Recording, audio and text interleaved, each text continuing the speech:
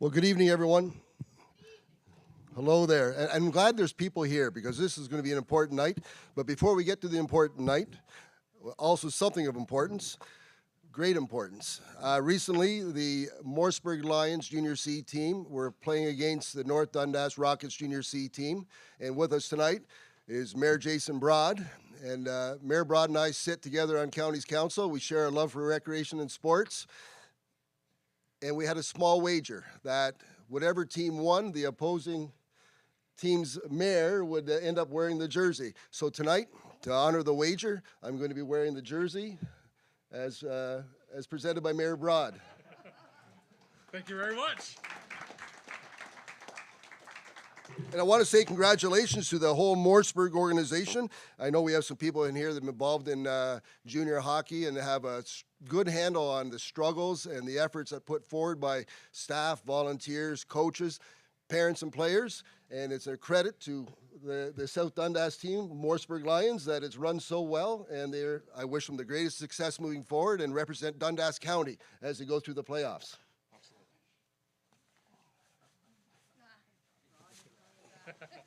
It's hard to believe I'm bigger than a junior C hockey player. There we go. All right. I'd like to thank Mayor Fraser for taking us up on a little wager, and we enjoyed the games together, and certainly appreciate his sentiments, and good luck to our team, and we'll be carrying the torch for Dundas County. So thank you. Thank you again. Thank you very much. Thank you. Thank you.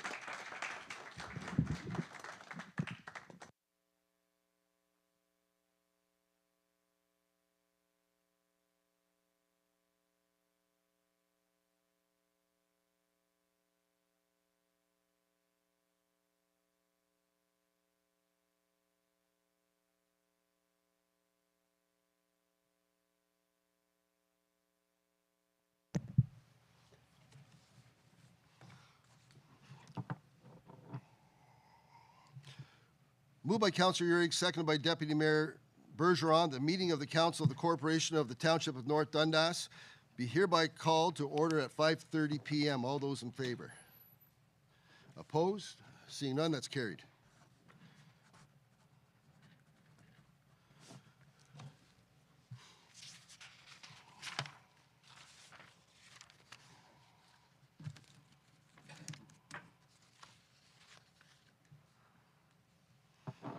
Any changes to the agenda? Seeing none. Moved by Deputy Mayor Bergeron, second by Councillor Urick, that the agenda be adopted as presented. All those in favor? Carried.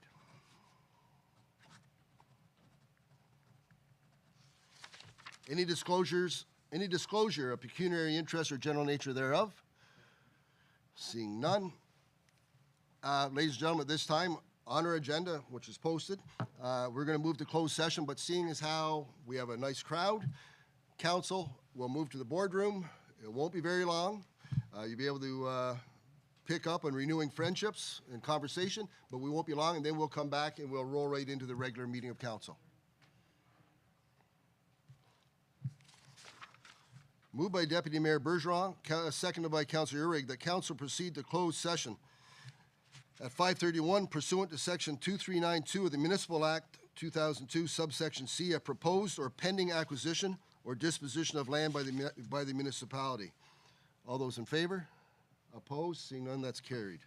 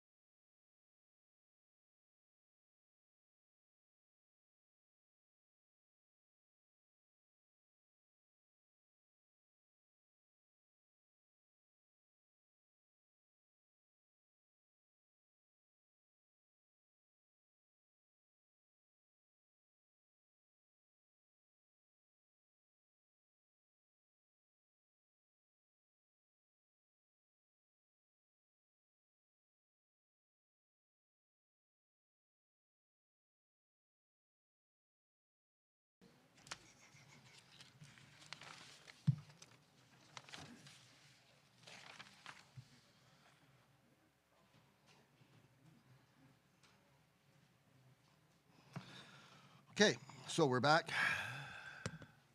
Doesn't sound like it's on. So moved by Councillor Urick, seconded by Deputy Mayor Bergeron, that council returned to open session at 6:46 p.m. 5:46, thank you. 5:46 p.m. All those in favor? Opposed? Seeing none, that's carried. We're just returning from a closed session, and we're discussing two properties, and one that will be listed for sale shortly, and the second requires a correction to the property title. And that was the gist of that meeting. And we're going to move into action requests at this point, and Mr. Dahan, please.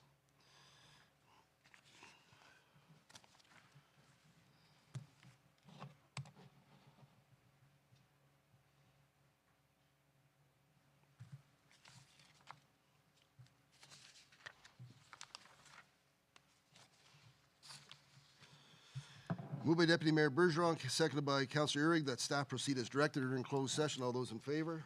Opposed? Seeing none, that's carried.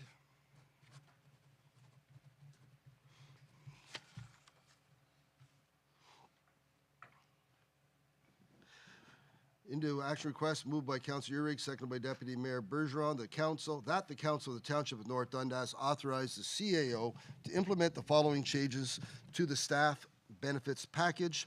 Life and AD&D coverage at 2 times annual earnings to a maximum of $200,000. Long-term disability coverage at 66.7% monthly earnings to a maximum of $5,000. Short-term disability coverage at 66.7% weekly earnings to a maximum of $2,000. Vision coverage limit of $500. Professional health services limit at $600 per practitioner per calendar year. Mr. Dahan. Thank you very much, Council, and good evening. So I do have a slideshow that will help guide us through this discussion and some of the options. And certainly, as I'm talking about this, we had gone over this with Council in January, and the direction from Council was to come back with some recommendations as well as some essentially a shopping list of options that Council can consider. So that's the intention of our discussion this evening. And so if Council wants to make changes, then procedurally we'll have to go through the resolution again, but we can hopefully move forward with the approach we want to take on this one. Really, the genesis behind all of this is that it's a issue that has not, the benefits package that staff enjoy have not been adjusted for some time. And it's interesting, I guess, as interim CAO, who is not actually an employee of North Dundas, I'm coming at this discussion from a very impartial perspective, because obviously I'm not, this doesn't impact me in any way. I don't enjoy the benefits that are being suggested here. I'm still an employee of the United Counties of SD&G. So I guess I'll get right into it, and I know this is provided in the report, but I thought it's well worth just going through the coverage and current coverage and options right now. So, and it's always life and accidental death and dismemberment. It's one of those coverages that you hope you never have to resolve with through something at work or through something that occurs. But right now, what we have is 2 times annual earnings to a maximum of $100,000. So the obvious math on this one is that anybody making greater than $50,000 a year does not get the full benefit if the full benefit is required. So the suggestion that's coming forward to Council is to increase that to 2 times the annual earnings to a maximum of $200,000. That does create an adjustment on our benefit premiums of $5,500 per year. So that's what's being recommended. The alternative option that Council can consider is going up to a maximum of $500,000. There is only just a slight increase to go to that maximum of $1,000 extra dollars, so it'll be $6,500 extra dollars per year. The recommended change does provide the benefit to a majority of employees within the organization. The alternative would provide the benefit to every employee within the organization. Long-term disability coverage, it looks at monthly earnings of employees whenever you are providing whenever you're providing long-term disability coverage. So the current coverage that's offered right now in the package is 66.7% of monthly earnings to $4,000, and that costs the organization about $61,200 per year.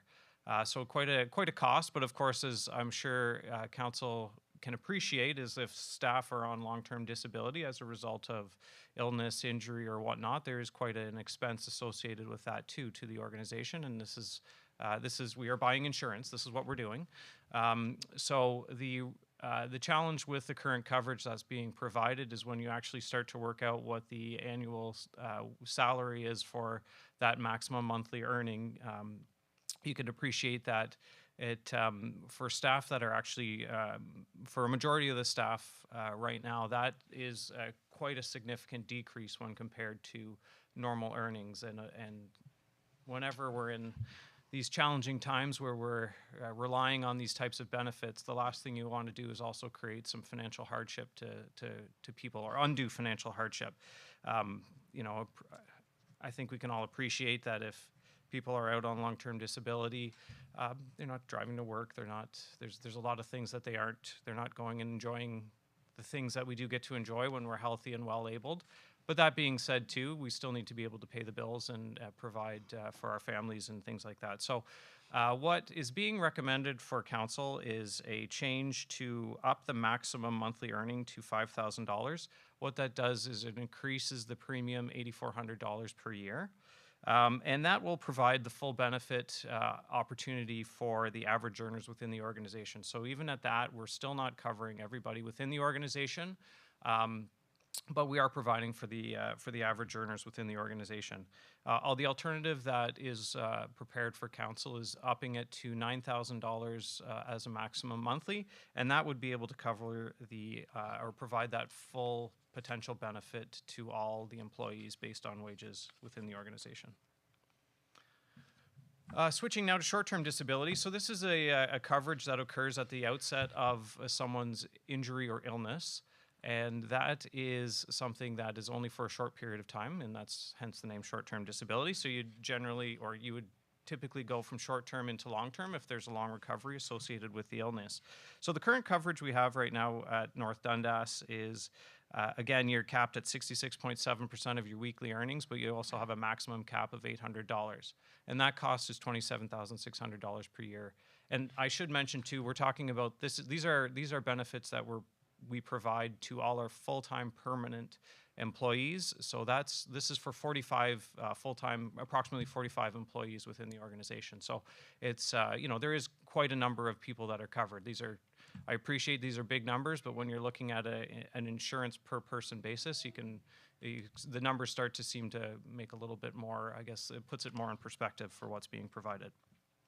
The recommended change that staff are bringing forward to council is to actually up that maximum weekly earning to $2,000, and that'll be an adjustment of $7,200 per year. And the recommendation is actually being provided because that cap will actually cover all employees within the organization. And why we're suggesting that is short-term disability. This is what you rely on at the outset of an injury or an illness. And we feel, from my perspective, if council agrees with the recommendations, the hardest part to mitigate, of course, is right at the outset of your injury or illness while you're starting to go through whatever it might be that you're going through. Long term, you have a little bit of a greater opportunity for some mitigation, but so we feel like making sure that we're covering every employee within the organization is certainly very important from a short-term disability perspective.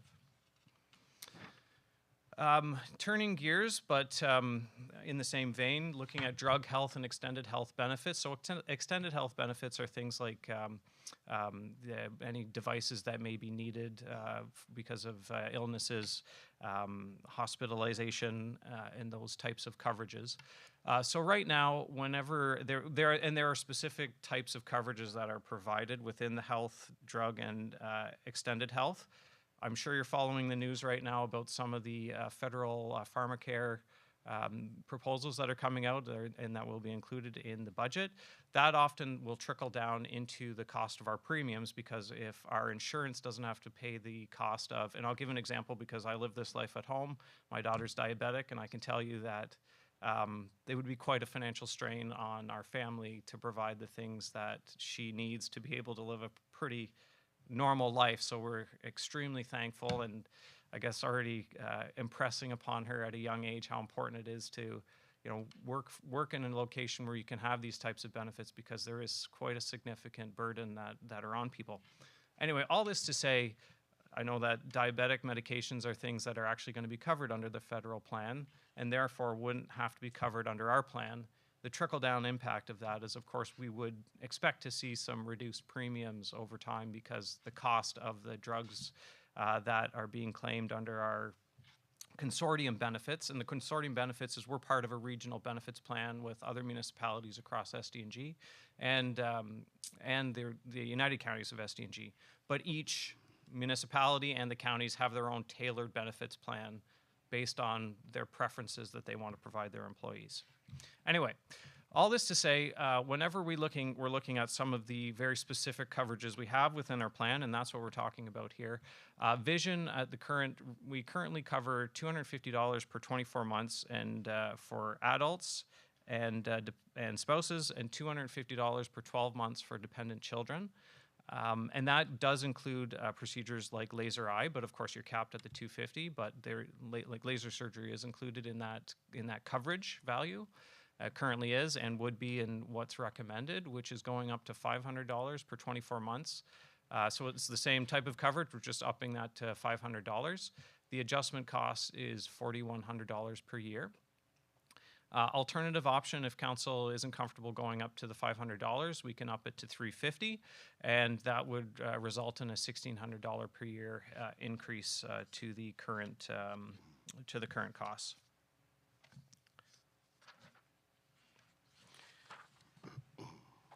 Oh, sorry. Yeah. So professional health services. So this is going to your physiotherapist, going to massage therapist, and other professional services to help with I guess chronic illnesses you may have. Our current coverage right now is $350 per practitioner per calendar year, and this is one of those items that I think we talked about a little bit at our last meeting. How that's about two and a half visits to some practitioners, and then the coverage is done. So recommended change for council's consideration is upping it to $600 per practitioner per calendar year, and that's an adjustment of $4,600 per year on our costs. Some alternative options, and I did want to provide, because there's a variety of different alternatives that are available through our benefits package. We could go down to $500 per practitioner per calendar year, so it's a slightly less cost per year if we wanted a lesser upper value. And if we wanted to go to a combined basket type of coverage, so that means instead of, you can spend, right now we can spend $350 at the massage therapist, and you can spend $350, excuse me, at the physiotherapist.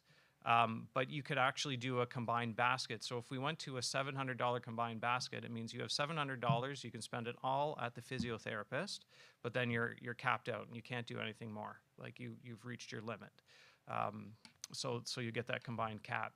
So if we looked at a combined $700 combined professional service in one calendar year, it would be a $6,500 per year increase.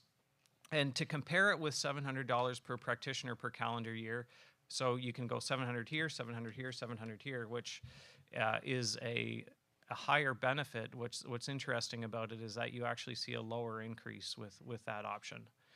But all this to say, the recommendation that's in front of council is $600 per practitioner per calendar year. So what this would all mean is if council supported the recommendations as proposed, it would result in about $21,750 in expenses incurred in 2024 if we implemented it on April 1st. We can implement this at any time. If council wants to see a smoothing out and lessened impact on the budget, we can defer that till later in the year. We can defer it until January 2025 if that's what's preferred. Right now, the 2024 budget does have a 5% increase in benefits, and as we've gone through our renewal, like our renewal is March 1st to March 1st, so into the renewal, we've actually seen less than that for our benefits cost. So the actual renewal cost is 2%. So we do have some capacity there in terms of we've essentially over budgeted for benefits, so we have some play right now to be able to consider some changes. So the other part that I do want to mention to council is one of the things that, as I've gone through this, is perhaps it's something we want to look at from, like, once we set, we'll call it the benchmark of what council likes to see in this, in these coverages, is actually have that as almost like an administrative, rather than let it fall so far behind that, you know, the benefits are, I would say, I would say have you know, with the cost of inflation, the cost of doing business and all those things, you fall behind if you're not keeping up with the actual limits. And from my perspective, it would make a lot of sense if we had the ability to set a benchmark and then rely on staff to maintain that benchmark rather than let it fall and have to come back to council in 5 years from now and ask for some, again, this type of analysis. And it's likely you're only looking at it once every 5 years to make sure you're maintaining parity with what you've provided your staff previously.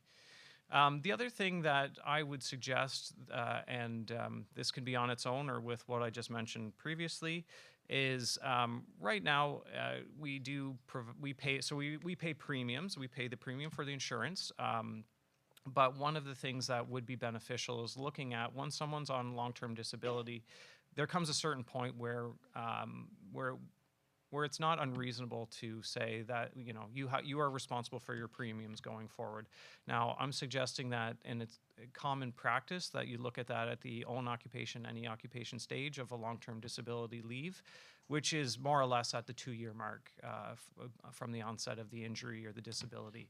So essentially what I'm saying is at 2 years, we'd be looking to, we'd be going out to employees that may be on long-term disability and saying, here's what the premiums cost. Do you want to maintain your coverage? Because the township's no longer going to be paying for it. So there's nobody at that stage at this present time, but that had been past practice. So it's something we think that there's an opportunity for, I guess, some efficiencies in that regard. So with that, that's my report for council, and happy to take any questions on any of this. Thank you for that, Mr. DeHaan. I will open up to questions, comments from council. Councilor Lennox. Thank you, Ben. Quite informative. And I do have one question for short-term benefit, or two questions. For short-term benefits, when you say they're extended to all employees, does this cover fire services? Yeah, sorry, maybe I should be, so this is all permanent full-time employees. What I'm referring to in that regard is, like, depending, because we have a variety through our salary grid, there's a variety of wages from low end to the high end. And when I'm saying it covers all the employees, I'm saying it covers everybody on the grid. Where if I'm saying it's the average wage earner, the people essentially on the high side of the grid, they'll cap out at the maximum benefit before they achieve the benefit being provided under the coverage. I don't know if that... No, it's kind of a hard way to describe it, because I was concerned about, let's say, the students we hire in the summer to cut grass, as well as the firefighters. Yeah. I'm not sure what their insurance looks like. I'll follow up with Nancy at a later date. The next thing I wanted to ask was for... I'll skip that question. Just general comment for council is, for the professional health services, I do like the $700 per health services for an increase of only $100 for the 4,700 vice the 4,600 as recommended. That is one item which I would like to talk about if needed, or pass tonight if we could. Other than that, I support all recommendations, and thank you. Thank you, Councilor Lennox. Deputy Mayor Bergeron, and then Councilor Urick. Okay, Ben, first of all, for his question about the $700, I don't know if I understood it correctly. The $700 combined in a calendar year at $4,700 increase, that means the person can only spend $700 total. No, it's the per practitioner. Well, which one? Oh, option 2. You meant option 2, not option 3? Okay. Next, okay, so I agree with what you've presented to council. I was at Roma last month, and I spoke to a lot of councillors from across Ontario, and maintaining staff is very difficult, very difficult. It's not just in Eastern Ontario, it's everywhere. And the benefits policy is like behind quite a bit, and so I'm okay with what you've presented. As far as leaving it to the CAO to adjust with time with cost of living and whatever, I don't like that idea personally. I would personally like to see what the adjustment in premiums are for everything, just like we're doing now. Sure. And I agree though that after 2 years, an employee on long-term disability should pay for their premiums. Thank you, Deputy Mayor. Councillor Urick. Yeah, I would agree with Councillor Lennox's point on the option 2 there, the per practitioner. As well as this, I do agree with what's been recommended here, but I think I kind of am impartial a bit to your suggestion of the benchmarking, just because, I mean, going through all this, like, we did fall quite far behind, it seemingly, right? So, I mean, whether or not we do the benchmarking model and give kind of, not carte blanche necessarily to the CEO, but certainly a little more discretion to the CEO to keep in just, I do think maybe this is just something that we return to perhaps more often than we seemingly have in this instance. I'm neither, whatever model in which we go forward with, I'll be content with, but I do think it's imperative, you know, given the organizational review we went through, information from Rona, knowing in our own office what we've gone through in terms of staffing levels, I do think it's imperative that we're competitive and competitive in all realms, and this is certainly one of them when somebody's looking for a job.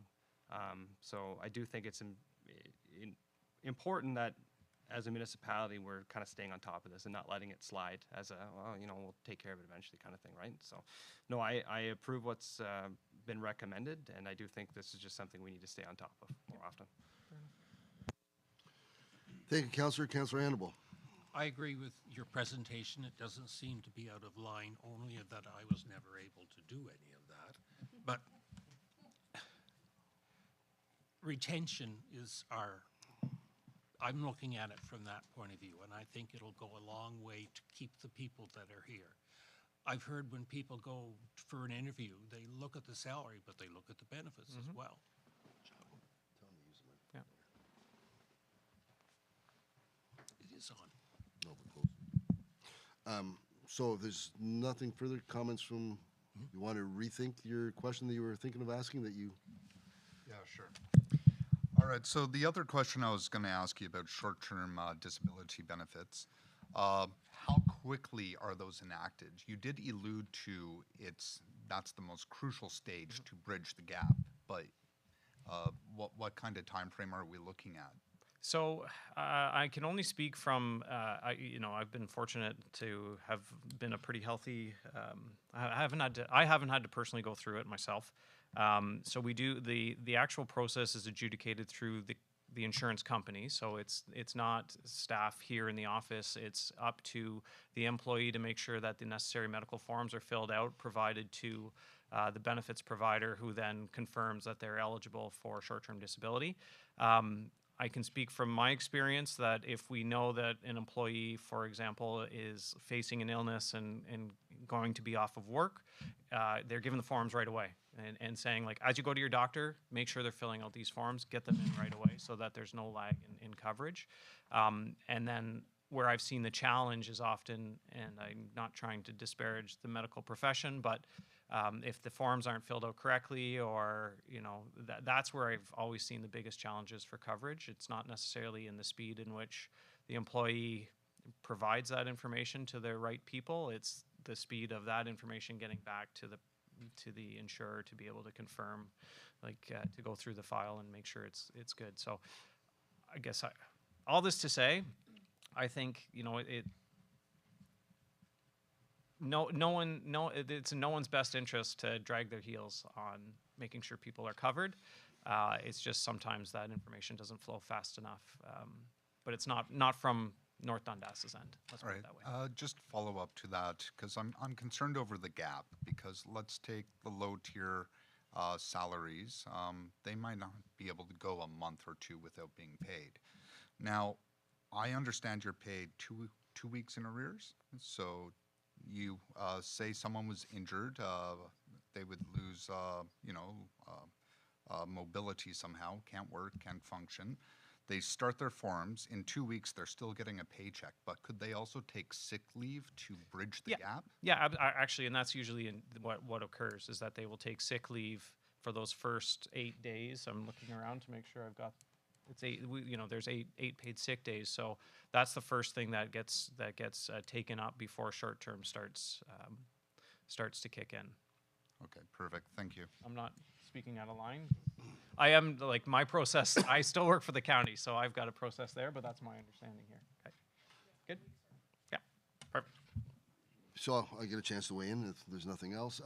Just to go backwards on some of the things talked about. Mayor of the workplace, what Councillor Lennox is speaking about, the rapidity of receiving monies whenever you're injured, at home, sick at home, it is of the greatest need to know that money will be coming in on to ensure the bills are paid. And there was an effort at one time at my other workplace to have not so much a contracted doctor, but a doctor that was aware of the challenges and was willing to be the doctor for the event to ensure that the processes were understood and the local knowledge of the challenges. And so that was one thought about that. And then to the comment about the past practice to the benchmarking. Quite often we fail as recognizing the need for bring certain things up by the cost of living, and we do get caught in that trap. I think of some of the donations we make to some of our fairs, local events, and how we don't recognize that inflation, they suffer as well. And so I like to think of that idea of a benchmark and recognizing that, much like I think of the fire service, my involvement on the budget, that we recognize that the lights are going to cost 3% more every year. We just go with that number as opposed to parsing it down and having a discussion about how much it's going to cost to keep the lights on at the fire hall. But if it's not going to be that way, then we definitely need to have a yearly update about this, and which again becomes a discussion and a resolution, and in all likelihood would be a head nod to cost of living increases. But nevertheless, it's no extra work on our side, and I'm as long as we recognize that we need to be mindful to consider these challenges of the benchmarking. As for the things that were discussed, Mr. DeHaan, the amounts that seem and are large increases in these tight financial fiscal times have come about because we have not been mindful of those increases. We wouldn't be looking at such stark numbers if we were doing cost of living every year, year after year, and being mindful of that, budgeting for that purpose. And it's fallen by the wayside over the years. And so again, I go back to this importance of benchmarking. We need to make sure we're mindful of that so we don't get caught off guard and speak of numbers that should cause concern. But saying all that, I think we've whittled it down to the only discussion item really truly is the professional health service limited at 600, and that's not option 2. That's not option 2. That's a recommended change, but then there's the alternative option 2, the premium adjustment of option 2. So Madam Clerk, how do I amend that? If there's agreement that we amend it to reflect that. 1.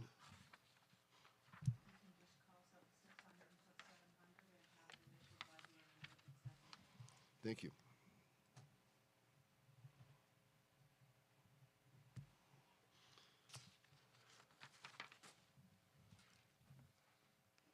This initial next to it. Did that.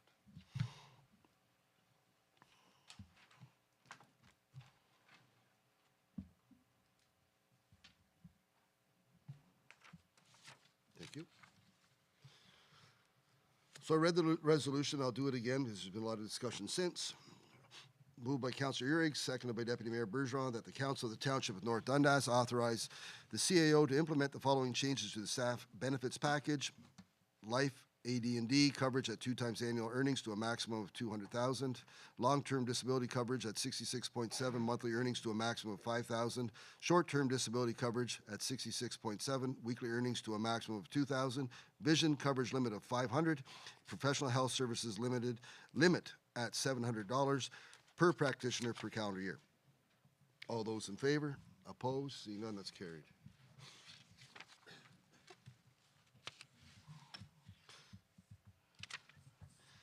Next is the part-time wage schedule, moved by Deputy Mayor Bergeron, seconded by Councillor Urick. That council approves the updated part-time wage schedule effective April 1, 2023. Mr. DeHaan. Thank you, and I'll be relatively brief on this one. Really what we tried to do was create, create some efficiencies in the, we'll call it the student wage schedule, which is essentially what we're talking about. I know it was updated in September or October of last year when we were, every year as we were getting into the mindset of hiring students for the summertime, we take a look at it at a director level. One of the things we recognized was we had a student minimum wage, which is in the ESA. There is a student minimum wage as well as a minimum wage. Not a huge difference between the two. And then we started talking about some of the administrative burden of having the different wage schedules and the fact that, if students are turning 18 at certain points or they're working a certain number of hours, that we're actually going in and readjusting wage schedules. And we said that, for the amount of, there's nothing wrong with paying minimum wage in our view at a director level to the staff that are doing the exact same job as someone that might be a little bit older beside them. So we have eliminated that for really simplicity, and then I think if council looks at the wage schedule, you can see the logic kind of progression between, we'll call it the laborer up through the additional responsibility associated with the various positions. We really made no changes to the lifeguard. We kind of consider that a specialized service, and I know that was looked at in depth last year, so we had no changes there. So. That's what we've done in preparation for summer 2024, pending council's approval. Thank you, Mr. DeHaan. Questions, comments? Members of council? All those in favor? Opposed? Seeing none, that's carried. And we're going to move to the pregnancy and parental leave top-up policy. Moved by Councillor Annable, seconded by Councillor Lennox, that council approve and adopt the pregnancy and parental leave top-up policy number 101-2024, effective March 1, 2024. Mr. DeHaan. Thank you. So again, that came out of our January meeting, looking at the final element of the staff benefits, and the direction was to come back with a policy that council could consider. Again, if council wants to make changes to it, that's completely, we can take that back and return at the next meeting. One of the big questions is looking at our past history, what would a policy like this have cost the organization? I've used, essentially to create the policy, I've replicated what's provided at the United Counties of SD&G in their pregnancy and parental leave top-up policy, which was also replicated, and I'm sorry I don't have it in front of me, but there was another municipality in SD&G that had very similar parameters associated with it. So to me, I see this as the regional benchmark. And I recognize that there was a desire to potentially enhance that, and that's certainly if council wants to go that way, we can go that way. But looking at over the past 5 years, what that annual expense would be to the organization, it's less than $7,000 a year to provide this, when you average it out, to provide this benefit. And it's going to depend on every year, depending on who takes advantage of the policy. But from our perspective, it makes sense. It's a good policy to have. It's a great way to retain staff and keep them engaged with the organization, and so I guess I'll leave it with council. Thank you, Mr. DeHaan. Questions, comments? Councillor Lennox. I'm sorry, Councillor Urick's going to start, followed by you. Thank you, Mr. Mayor. I'm content with what I see here as a starting place, knowing that this is nothing that we've ever done and had here in North Dundas, and knowing that we've run into this as an issue and have lost staff as a result of something like this. So I do believe that this is a good starting point, and certainly it's something important and imperative for us to have as an option, but it's certainly not something that's going to be used, I don't expect, a lot. So it's a nice thing to have. It's another, again, I reference our organizational review and just more in just terms of being competitive in a municipality that really is in a small pond in Eastern Ontario, and there's only so many of us, and we're all just sort of pulling and picking and choosing and fighting over staff. So if we can be a place people want to work, and this is something that does that, then all the better. Thank you, Councillor. Councillor Lennox. I'm going to echo Councillor Urick here, where it's a great starting point. The cost is relatively low. I'm going to do a random sampling. Danielle, do you think this is a good benefit? All right. Now, every time retention comes up, we hear the same thing up here. We're last place or bottom pile. And I believe the mayor hit it on the nail of saying years of neglect or ignorance to important matters have costed us good people. So I'm fully in support of this, much like Councillor Urick is, and I would like to hear what my other councillors have to say. Thank you, Councillor Lennox. Councillor Randall. I think it's a good plan. Again, it wasn't anything I was ever able to do. So when I look at stuff like this, I'm so jealous. Yeah. I could go back and get 38 years worth of coverage. But no, I think it's a good idea. Deputy Mayor. I agree with Mr. Annable. Of course, I'm older than him, so I had even less benefits. None. I don't think the word benefit was in the dictionary, actually, at the time, except for school teachers. They got a good pension plan. And no, I agree with the 16 weeks. And if I may, one last thing to note on this, and you know, we've talked about what the expense is, but they're, you know, at the same time too, if a staff person's away, depending on how quickly you replace that staff person, or if you replace them, or make some alternative arrangements, the actual cost to the organization, really, I'm giving just the expense to the organization, but there, you know, there's an element there where the cost would be less. Yeah, and so there's nothing else. I want to take this opportunity to talk about this because this, as Councillor Annabelle speaks and our Deputy Mayor speaks, this is a benefit that wasn't around when there was no such thing as TV. And we need to be mindful of the challenges we face. And since we have people here that I get a chance to speak about this, over the years we have lost staff members simply based on the fact that we don't have a parental leave top-up policy.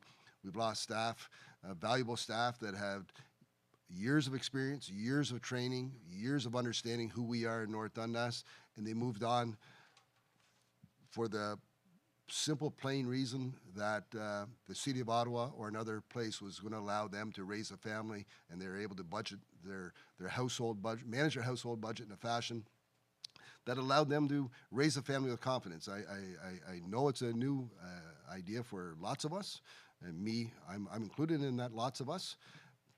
But when I think of some of the struggles we faced and the service delivery that is meant to go out to folks that are here, and when we have new staff coming in, being trained, and they're not able to deliver the level of service that you were used to with the staff that we used to have. So this is, as we talk about retention, this is very important. It's something that those of us that have children that are looking to start families, we hear the struggles they have and the concerns they have, and they're looking for jobs that offer this or higher rates of pay.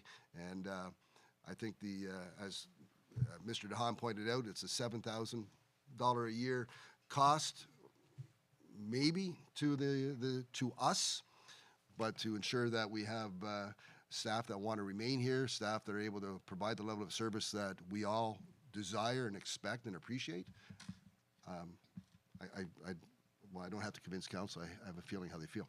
Yeah. So I appreciate that we've gone down this path, because much like people that are injured or at home suffering an illness or a disease, it's bad enough that they suffer an injury or disease and they're suffering that, but now they have the opportunity to at least know that the bills will be paid somewhat, but there is support from the Township of North Dundas that we recognize that the challenges that some face when they're at home without their regular paycheck. So, all those in favor? Opposed? See none. That's carried. Thank you, Mr. Hahn. Mr. Pohl.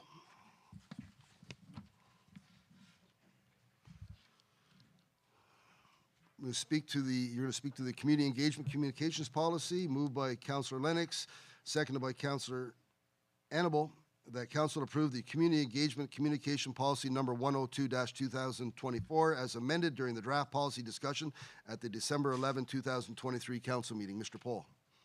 Thank you, Mayor Fraser, members of council. So thank you, Mayor Fraser, members of council. This is the community engagement communications policy that council requested some tweaks to at the last meeting back in December that you requested. They've been included in the policy. I just want to take this opportunity with the public here to encourage them to sign up for updates on this new platform that we've introduced. It's a community platform for them to be involved in decisions of council, to provide feedback to council on different projects, and to get updates on projects that are happening right now. Something like the park in Hallville, the work that's being done on that, to look for updates on this website for those types of activities. Excuse me. We also look to use it for future projects that we're considering, the council might be interested in pursuing, to get the feel of the public on those projects that we're looking at right now. So you'll see a lot of these roll out this summer, hoping to use this platform for that and get feedback, positive feedback or constructive feedback, things that we should consider or not consider. Thank you. Questions, comments from members of council? Councillor Lennox. I don't have social media, but this looks like a great platform to use to get reliable, accurate information, as well as to engage the directors or whoever else, however the message routes. I do have a question, though. I wasn't aware the policy was ready to go for the comments portion. I logged in earlier today and took a quick peek. I saw some comments up there. Was ad hoc policy in place or something before when it launched from between now and last council meeting? Yeah, so right now we haven't enacted this policy yet, so it's just been let go for now.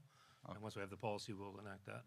Yeah, because I just, when I saw it in my tax bill, this nice little newsletter folded up with it saying, let's connect North Dundas, and knowing that it was going to be in this package, I just thought we kind of put the cart before the horse in this case. It's just a comment, but other than that, I think it's a perfect platform to engage. Thank you for that, Councillor. Councillor Urick. I mean, really, you're going to get much the same from me. I do think having gone on it, having checked it out, seeing the projects that are ongoing, and the ability for the public to have a look and see what's going on, and get, I mean, timely and accurate information, and not speculation and hearsay, is a perfect place to start. Anything further? No. Excuse me. Yeah, no, this is this policy is an effort, or this policy is an effort to ensure that, and from the feedback we received from the public over time about how do I find out about, again, we'll reference the Hallville Park, how do I find out what's going on, and then this will be the place to go for the right information. Because I know with the Hallville Park issue, there were some concerns that were didn't have all the facts, didn't have all the information, and they were being spread around, which caused quite a considerable amount of upset to a considerable number of people that are really engaged and waiting for that park in Hallville, and this is the result of that type of thing. And I appreciate the effort made by staff to find a way and to keep trying to find a way to communicate what is taking place in the township of North Dundas, and also a way for the two-way communication. This is important because we all see and we all recognize that that there are issues with some of the information that people get from some of their. This is going to be a reliable source of information, and I look forward to this coming forward. So, saying that, all those in favor, opposed, seeing no one, that's carried. Mr. Mr. Pohl, truck routes and on-street parking related to the construction of Dundas Manor. Moved by Councillor Annable, second by Councillor Lennox. That council, bear with me. Council hereby limits construction truck traffic accessing the new Dundas Manor to the following: from the site entrance at 543 Clarence Street eastwardly to St. Lawrence Street, County Road number 38. And that no truck route be established on Clarence Street from St. Lawrence Street to 543 Clarence Street between the hours of 9 to 9:30 a.m. and 3:30 p.m. to 4 p.m. Monday to Friday for the duration of the construction of the new Dundas Manor. And that no truck route be established on Christie Lane except between 9 a.m. and 9:30 a.m. and 3:30 p.m. and 4 p.m. Monday to Friday for the duration of the construction of the new Dundas Manor. And that parking on Clarence Street is hereby prohibited between Louise Street and 544 Clarence Street from 7 a.m. to 5 p.m. Monday to Friday for the duration of the construction of the new Dundas Manor. Mr. Pohl. The great news is that Dundas Manor's begun construction. Many people have been waiting a long, long time for this. Now we get to deal with the outfall of that, which is the truck traffic going by the public school. We received some calls from some of the parents and the principal with regard to truck traffic traveling down Clarence Street and concerns expressed associated with that. A request was made if we could consider limiting the truck traffic during a half hour in the morning while the children get to school, and a half hour when the kids are let out of school. So 2 periods of half hour to limit the truck traffic around the school, to use Christie Lane in the meantime for that 2 half-hour blocks. So that was put together in this report. If you can slide the screen 2 forward there. You show the images. There you go. So this is what was proposed. We met with in a joint meeting together with the contractor from the Dundas Manor, the Dundas Manor representatives themselves who are looking after the construction, the architects, the site managers. We met with the Dundas Manor existing director. Also, the hospital representatives were present to work out what would work best for everybody involved with regard to truck traffic in and out of the site and parking, because one of the items that was noted also is walking on Clarence Street right now when you have snowbanks on either side. There's limited ability for pedestrians to get to the school during those periods of time, and people were having to move to the side, and it's not very comfortable for them with a truck driving by. And we have to also remember there'll be concrete trucks going and the weight of those on this road, and just that size of vehicle going by you when you're walking. So one of the proposals was to limit parking also on that road during the hours of construction, which is 7 till 4:30, to extend possibly to 5.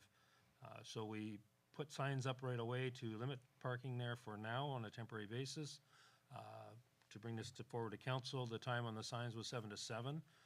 In speaking with the Dundas Manor, they asked for visitors if they could knock it down to 5 o'clock, and the construction company was okay with that. So to allow more parking in the evenings for visitors to the Dundas Manor or to the sleep clinic in the Dillabaugh building. So all that was discussed and worked out as far as what's the best solution for everybody. Further consideration came yesterday if we would consider allowing some on-street parking in the summer months when the snowbanks are gone, temporarily on the south side of Clarence in and around the Dillabaugh building.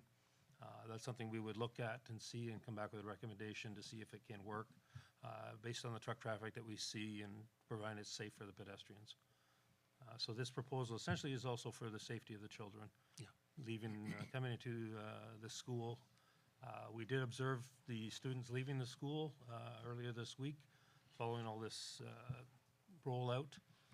And the kids leave the school. They said basically it's like bees leaving a hive when you hit the hive. They just, boom, they leave in a hurry, and you don't want trucks up and down that road at that time. So this is the proposal we put forward, and they've accepted it, so it's just basically signing it now and having council approve of this. Thank you. Questions, comments? I'm going to start with Councillor Annable. I live on that corner, and it's nice to see that people are going to have some input on what's happening. We were there too when they built the hospital, and I don't remember if anybody did anything about traffic and parking when the hospital went up. Do you remember? Yep. They did? Okay. So, it's a good idea, I think. The only thing that bothers me is Louise Street is very narrow. And by the time you get a line of cars on the east side of the road, if you meet somebody, you got to take a driveway because you're not going to get through. Thank you for that. Councillor Urick, then Councillor Lennox. Yes, I must admit that this was the talk of school pickup in the early days, because watching those dump trucks move their way through and try to pass through as perhaps those picking up students had less than safety on their minds when ramming through and driving through and just pulling on lawns and stuff, as often is the case at that time of day. And as school buses tried to make their way up to onto Clarence Street and simply park and do their duty. So I do think this is a good plan, and I'm glad that there was buy-in by all involved. I know that a email went out to the parents of the student population from the public school principal, indicating that they were in conversation. So I'm glad that something has moved forward.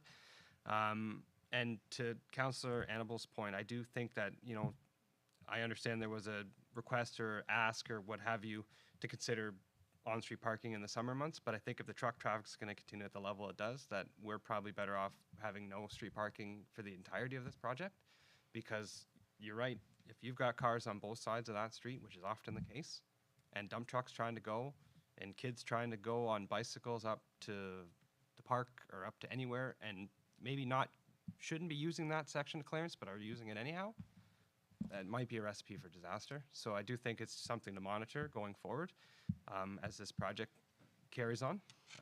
But I'm happy to see that there's been an agreement and something coming forward for the time being. Yeah. Thank you, Councillor Lennox. Sorry. You want to go? No, I just wanted to say, times it's very difficult to get on my own driveway. In a couple of years, I'm sorry, but I did nail somebody in the back fender. And I stood there all day waiting for her to come back, and then she comes back with, "Oh, don't worry about it, I'll have the other one done." It, meant nothing to her. I want to pass on my gratitude and thanks to you and your staff for getting this done so quickly, because the complaint came in last week, for having your staff go out, survey, observe, for working closely with all the players involved, being the hospital, the township, Mr. Cheney over at Transportation Bylaw, the contractors, and everybody else under this umbrella. It shows that we are good neighbors to each other, and we're willing to compromise and find solutions which work for everybody, while a big project like this is going on, while ensuring safety of the children. So thank you. And the comment, I agree with Mr. Urick with keeping it closed for the duration of this project to avoid any confusion. Other than that, I'm in support. Thank you for your comments. Anything further? Go ahead, Mr. Paul. Just as a follow-up to the message going out, one of the things is the Dennis Manor will be advising they'll be advising their visitors and the residents of what's going on, as well as the contractor will be advising the neighbors of what's being proposed here, and to get word out to the neighbors via mail and handouts to the neighbors. So we are communicating and with the principal as much as possible. We'll put it up on the Facebook page, as well as a new platform to get the message out of what's being done. Thank you. Not to belabor the point, this is, and to the comments about the quickness of jumping into action on this, I think within hours of receiving the first email, there were plans made to how to manage this, and I thank Mr. Cheney and Mr. Paul and whoever else is involved in that quick little meeting that was held to ensure that we recognize this.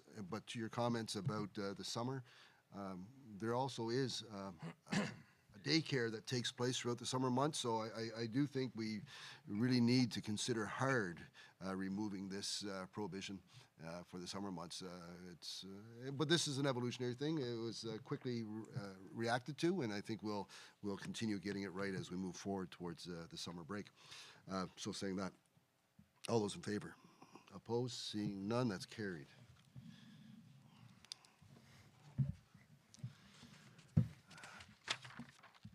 We'll move into transportation, the fleet management policy. Mr. Cheney, moved by Councillor Lennox, seconded by Councillor Annable, that Council approve and adopt fleet management policy number 100-2024, effective this 29th day of February 2024. Mr. Cheney.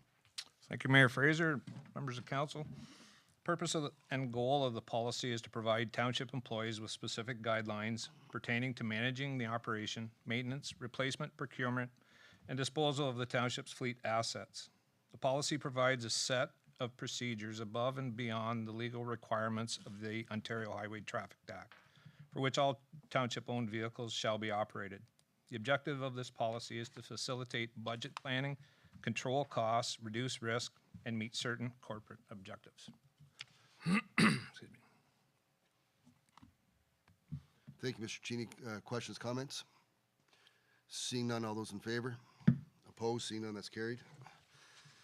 We'll move on to appointment of engineer. Moved by Councillor Annable, seconded by Councillor Lennox, that bylaw number 2024-15 being a bylaw to adopt Monica Shade of Shade Group, Inc.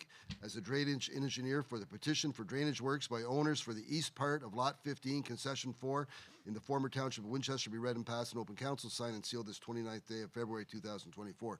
Mr. Cheney.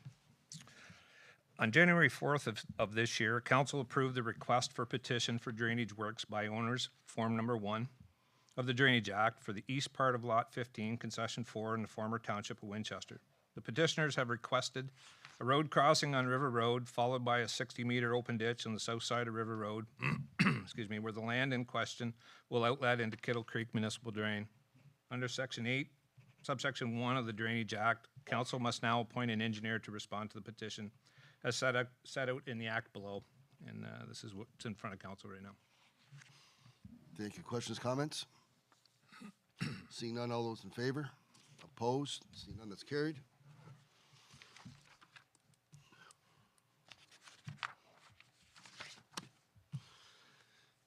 And we're going to move into a request for new assessment for maintenance.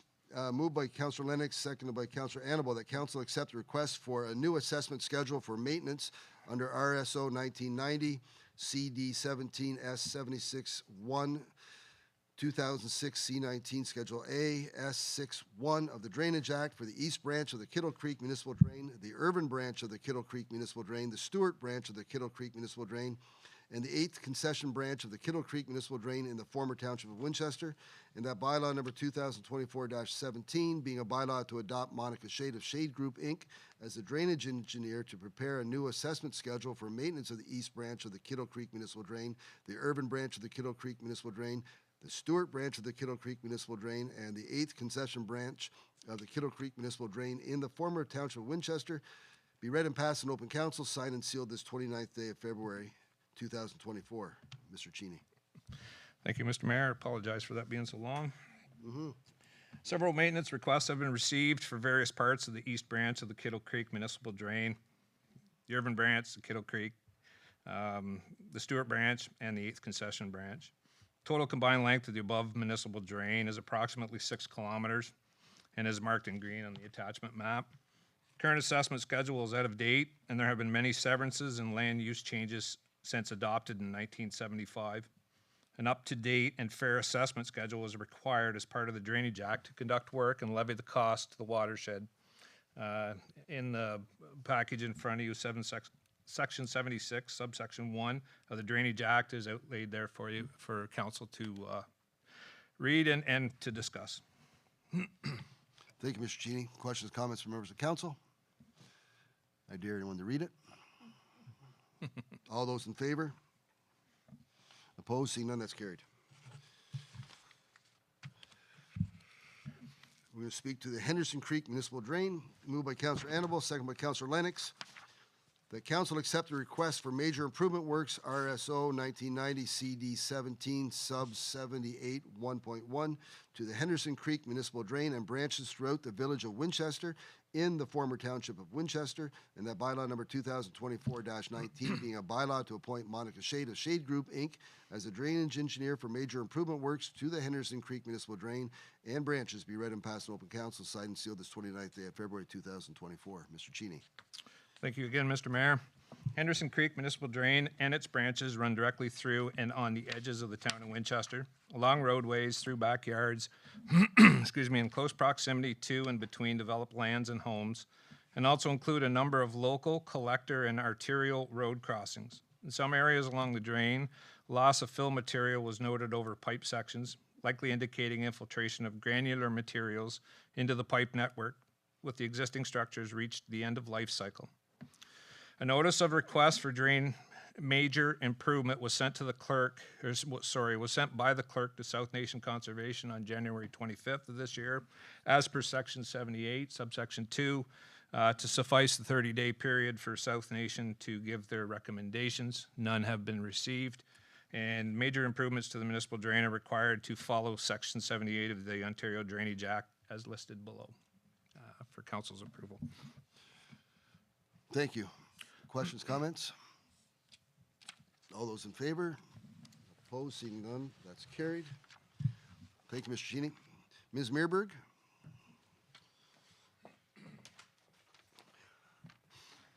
Facility rental rates and insurance.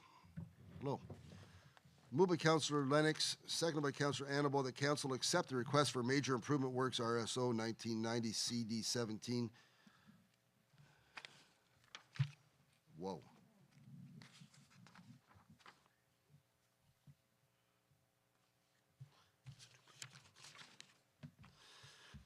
Let's start. Moved by Councillor Annable, second by Councillor Lennox, that council authorize that $5 million of commercial general liability insurance must be purchased or provided, naming the corporation, the Township of North Dundas, additional insured for all municipal community hall, slab, and boardroom rentals, as well as the vendor markets that take place on municipal property. Ms. Meerberg. Good evening, Council. This report is a continuance of the report that was brought to Council in December regarding the facility rental rates and insurance.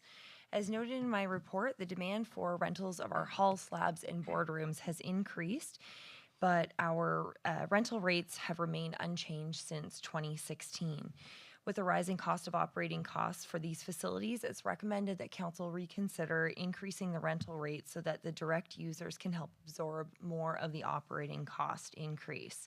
Rate increases will also allow our rental rates to be more competitive with the surrounding municipalities. Attached for council consideration is a comparison chart of rental rates, which includes a provision for up to 6 free rentals per year for North Dundas not-for-profit groups that benefit the North Dundas residents as per council's request. It is recommended that council approve the rental rate increases, which are included in the comparison chart in my report, and also the draft update of the fees and charges bylaw attached. As council is aware, when renting our facilities, our staff team offers customers 3 options with regard to insurance. We offer to sell the customer a certificate of insurance, or they can provide their own insurance, naming the township as additional insured, or they can waive the insurance. In 2023, over 75% of our user groups opted to purchase insurance or provide it because of liability, because it's an increasing concern for the township and our facility users, and because rental insurance is a very normal practice and requirement this day and age. Council is encouraged to require that all user groups must provide or purchase insurance. It is recommended that the option to decline insurance and or not provide it, rental insurance, be discontinued for all facility rentals as of March 1st. Staff do not recommend increasing or decreasing any of our existing facility rental insurance rates, nor incorporating them into the hall rental rates. It is requested that council authorize and continue to use the insurance pricing matrix that is attached. Thank you. Questions, comments, Deputy Mayor? Megan, I really like that report, actually. Thank you. I think the increases are quite reasonable. And I'm absolutely, there should never be an option to waive insurance for anyone. I mean, everybody should be covered by some kind of insurance, because that leaves us wide open to litigations and legal fees, which we don't want. And the rental rates that you got for people's activities, to me, are really, really very good, very reasonable. So I'm okay with this whole package. Thank you, Deputy Mayor. Further, Councillor Lennox? Yeah, I agree with Deputy Mayor Bergeron where our rates are very competitive. It's a well put together package. I'm going to jump the gun and say I support option 1.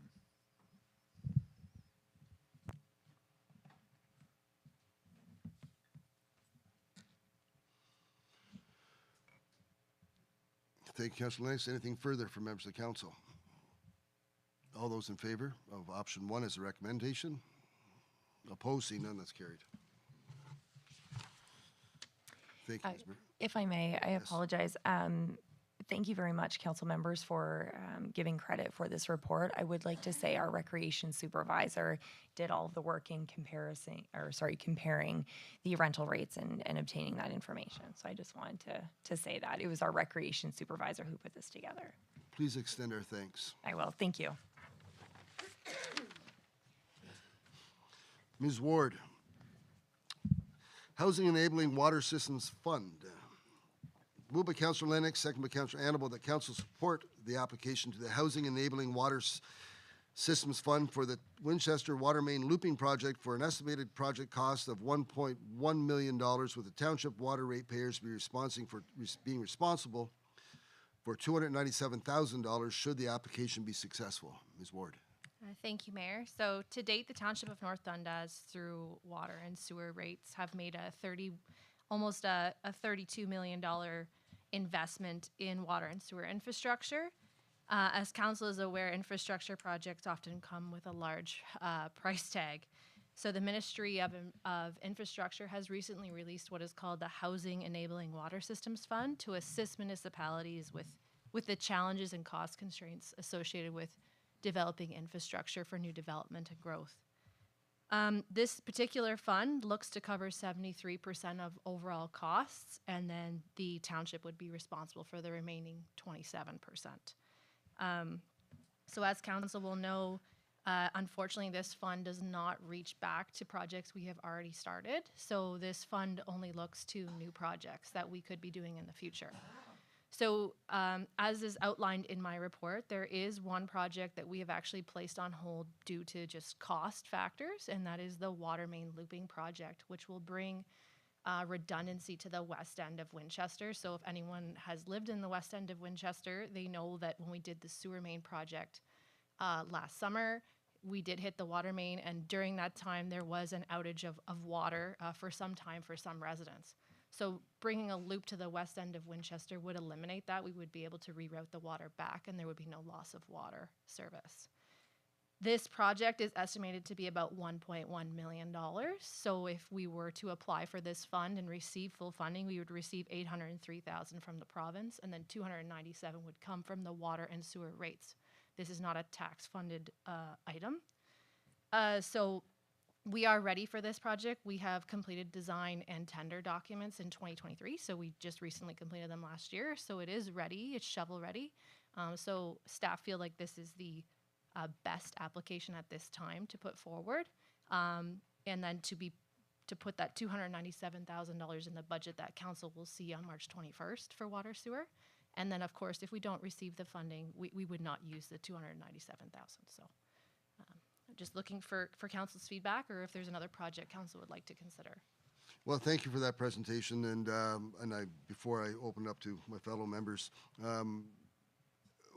just for general information, we had an opportunity to meet with King Surma, the Minister of Infrastructure, recently, and we pleaded our case about the struggles with water, sewer, and in North Dundas. And her comment was essentially North Dundas was too ready, too proactive, and so it disqualified us from the funding for that project, which was disappointing that the province felt that someone that had vision and accepted the challenge shouldn't be rewarded with funding. It should go to those that do not care.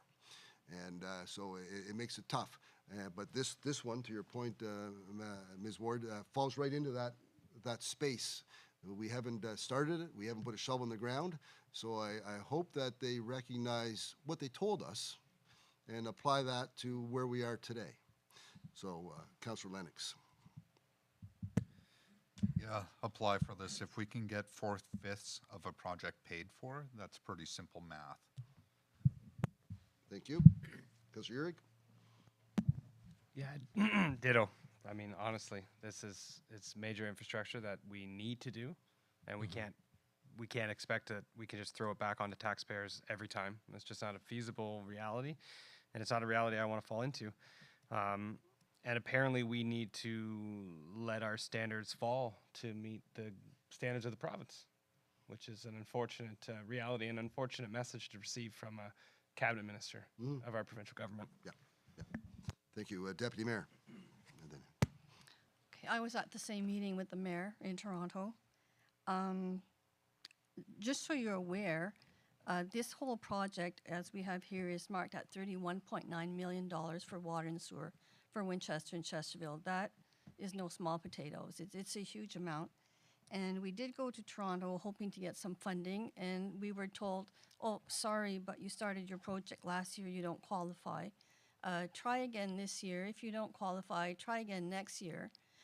If you still don't qualify, we'll consider raising your debt ceiling, which is exactly what she said. And I'm sitting there and I'm thinking, this is a typical reasoning of a federal and provincial government. Legislatively, according to the law, municipalities, we have to balance the budget every year. We are required to balance a budget. For some reason, the province and the federal government, they can run a deficit budget year after year after year. They don't follow the same rules. And so, I walked out of there and I thought, well, just so you know, the federal deficit last year was $90.2 billion in 1 year from their budget. The provincial one was $5.9 billion deficit. The total federal deficit right now sits at $1.7 trillion. The provincial one at $432 billion. Anyways, I walked out of there and I almost said to the mayor, when you introduced me to that minister, you should have introduced me as Olivia Chow, because maybe we would have got something. yes. I'm sorry, Councillor Hannibal. I think we should go for the money anywhere we can get it. But I would like to say, when we met with that minister, we were allotted 12 minutes to plead a case. If there's nothing further, all those in favor? Opposed? Seeing none, that's carried.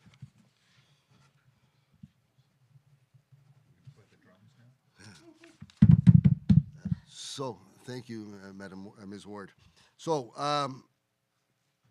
we're going to move into key information, and I appreciate your patience as we work through this meeting. I'm going to ask Mr. Garreau and Mr. DeHaan to come forward and present the key information, which in essence is the proposed changes to the first draft, which means this is the proposed second draft.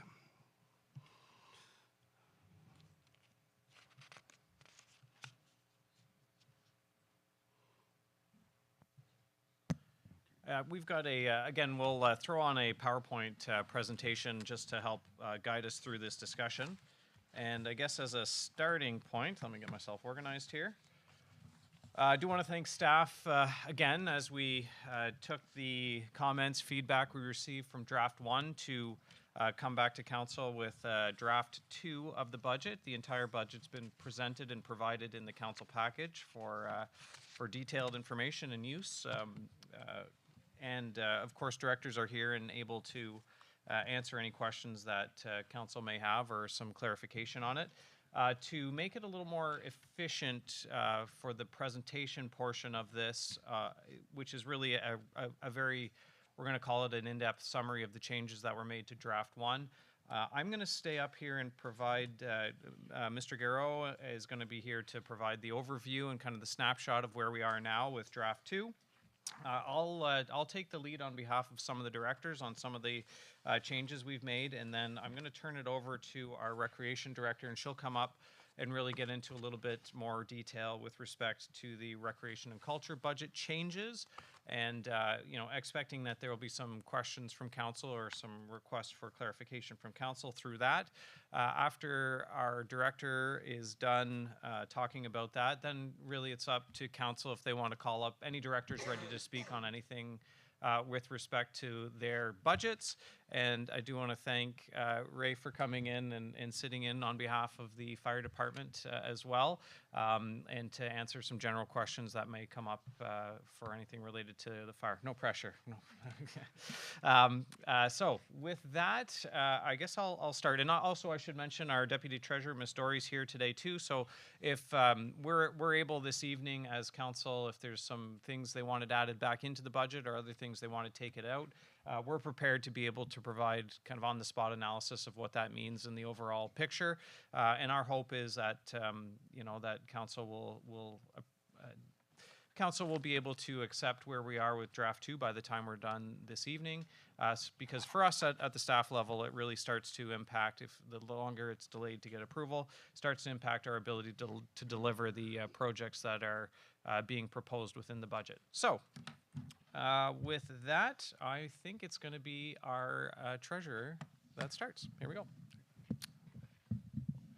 Thank you, sir. Good evening, Mr. Mayor, members of council. I'd just like to direct your attention to slide number 1. Basically what we're doing is we're picking up where we left off on our last meeting of February 1st. So this shows the net levy from last month of $9.5 million. I just thought it was worthwhile to revisit this slide so I can show where we were and bring you up to date as to where we are now. So this is where we were a month ago at $9.5 million. You can see the impact average assessed value of $261,000. Had we applied our tax rate at that time based on the $9.5 million, our rate would have been just a little over half of 1%. We would have levied $1,409.86, which is an increase over last year of $180.37, or about 14.7%, or $1,503 a month to the average ratepayer. Excuse me, Mr. Garreau. I just want to ask, how loud is it back there? The fellow that's standing at the very back, can you hear what's being said? Well, I'm talking about the one behind you, the very back. You can hear everything clear? Loud and clear? Perfect. Thank you. Right. I've moved the mic a little closer. Is that better? It's even better than it was. Okay. So the next slide is the municipal impact only. The previous slide was municipal impact only as well, and this follows that same vein. But what we've done here is we've brought us up to date. We are tonight at $9,022,000, so a decrease from last month of $542,205.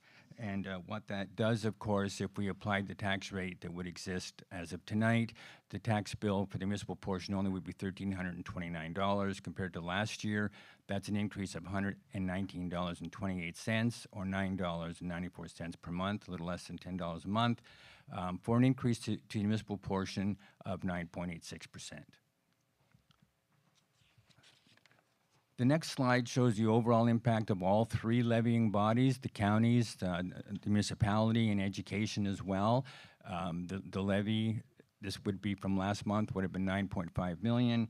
And again, had we gone With that, the total bill would have been $34.74 for an increase over last year of $268.79 or $22.40 per month.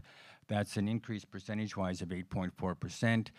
And the reason, of course, that the percentage increase is less is because there's a bit of a smoothing of the rates because the education rate didn't go up at all and the county rate went up less than the projected municipal rate at that time. So there's a bit of a smoothing of the rates. The next slide shows where we are as of tonight, again with the levy of $9,022,000, so that same decrease of $542,000. The tax bill overall for all three levying bodies, us, the counties, the school boards, would be $33.94, just shy of $3,400. An increase over last year's total bill of $188.93, or $15.74 per month. And interestingly, the percentage increase overall would be 5.89%, less than 6%. So again, our rate is in there, the counties, the school boards, et cetera.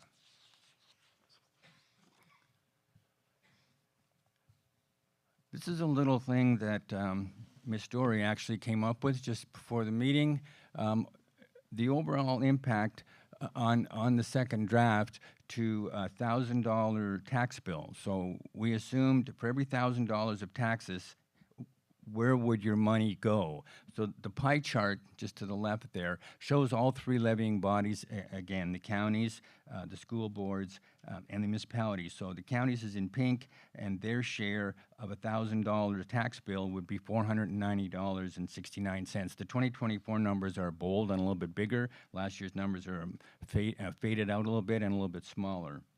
But the $490.69 to the counties, $391.53 to the township, and $117.78 to the school boards does add up to $1,000 and represents a $1,000 bill. That's where it's divvied up. So just to show the taxpayer that the money doesn't all go to the municipality, 2/3 of it roughly goes to counties and school boards. We nonetheless have to collect that and we have to remit that, and that's why we're showing it that way. To the right is a bar graph that shows the municipal portion, the $391.53. What is that paying for? So it breaks it down by department. So the biggest department, of course, is transportation services. Their share of that $391 would be $137.97. Environmental services is about $87. Administration is $52.81. Rec and culture $46.50. Fire $35.39. And development services $31.83.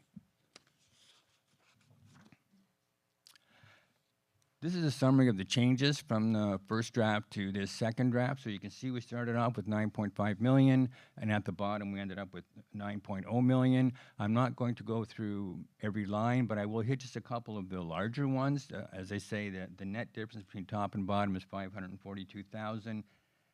You can see that on the third line down, transportation, by bringing the pulverizing in-house, doing that work in-house, the first draft was $1,242,710.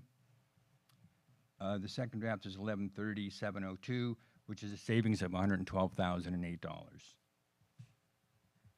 Down about the middle of the page, we're going to use our tax rate stabilization reserve to pay for the ice resurfacer, $17,250, and the rest of it just to stabilize the tax rate, $182,750. So those two amounts added together is the entirety of the $200,000 tax rate stabilization reserve has gone into this budget to in an attempt to bring the tax rate down. The only other thing there of note, a large amount, is the Harmony Path was cut. So we saved $50,000 there. And on finance capital being paid for from reserves, and the greater portion of the on finance capital relating to the greater of $20,200. Those are the big ticket items. In response to a question from a couple of council members, they were asking where are our reserve funds now and where are they going to be when the dust settles at the end of 2024. I have to caution council that these numbers are very soft indeed. The only ones we're really sure of course, are the 2022 because those are audited numbers. So we'll be starting off with $7,287,465 in reserve funds, and then we're showing the ins and outs in 23 and 24. So at the end of 2024, we're projecting $5,432,911, so a drop of almost $2 million in our reserve and reserve funds over that 2-year span. Slide 9, we thought it would be worthwhile to show council that those reserves, what's the word I would use? It's a little bit of a fallacy to say that we have 5.4 million in reserves at the end of 2024, because what goes hand in glove with that is how much on finance capital do you have? And at the end of 2022, as you can see from slide number 9, we had $1.3 million in on finance capital. It grew a lot in 23 to 3.2 million almost. And then in 24, it got hammered down pretty good, and we have our interim CEO to thank for that, and pounded it down to 1.1 million, and that's why the reserves got hammered down as well. So just for council's information, in case you're wondering what is in that on finance capital, there's a little sidebar to the bottom left. The 2022 road project on finance simply means it's been paid for with our cash. These are not unpaid bills. The bills have all been paid. They just haven't been financed. So there's some roads that have not been put through the tax system. Landfill expansion, the admin roof, we're still drawing that down. We just bought a road grader, as council is aware of. That's probably the best case I could give as to what is an example of an unfinanced capital. Everyone's aware we bought a road grader. We bought it, I believe, in December. It cost us $700,000 and change. I believe it had been financed to come from long-term debt in the 2023 budget. Is that correct? Ms. Dory, where was it coming from? It's supposed to be unfinanced? Then it is unfinanced. So there it sits. So it was budgeted to be unfinanced in 2023. It remains as such. We're not sure what we're going to do with it come 2024. We could borrow long-term debt. That would finance it. We could do what we've done in past years, which is dribble on finance capital into the tax base.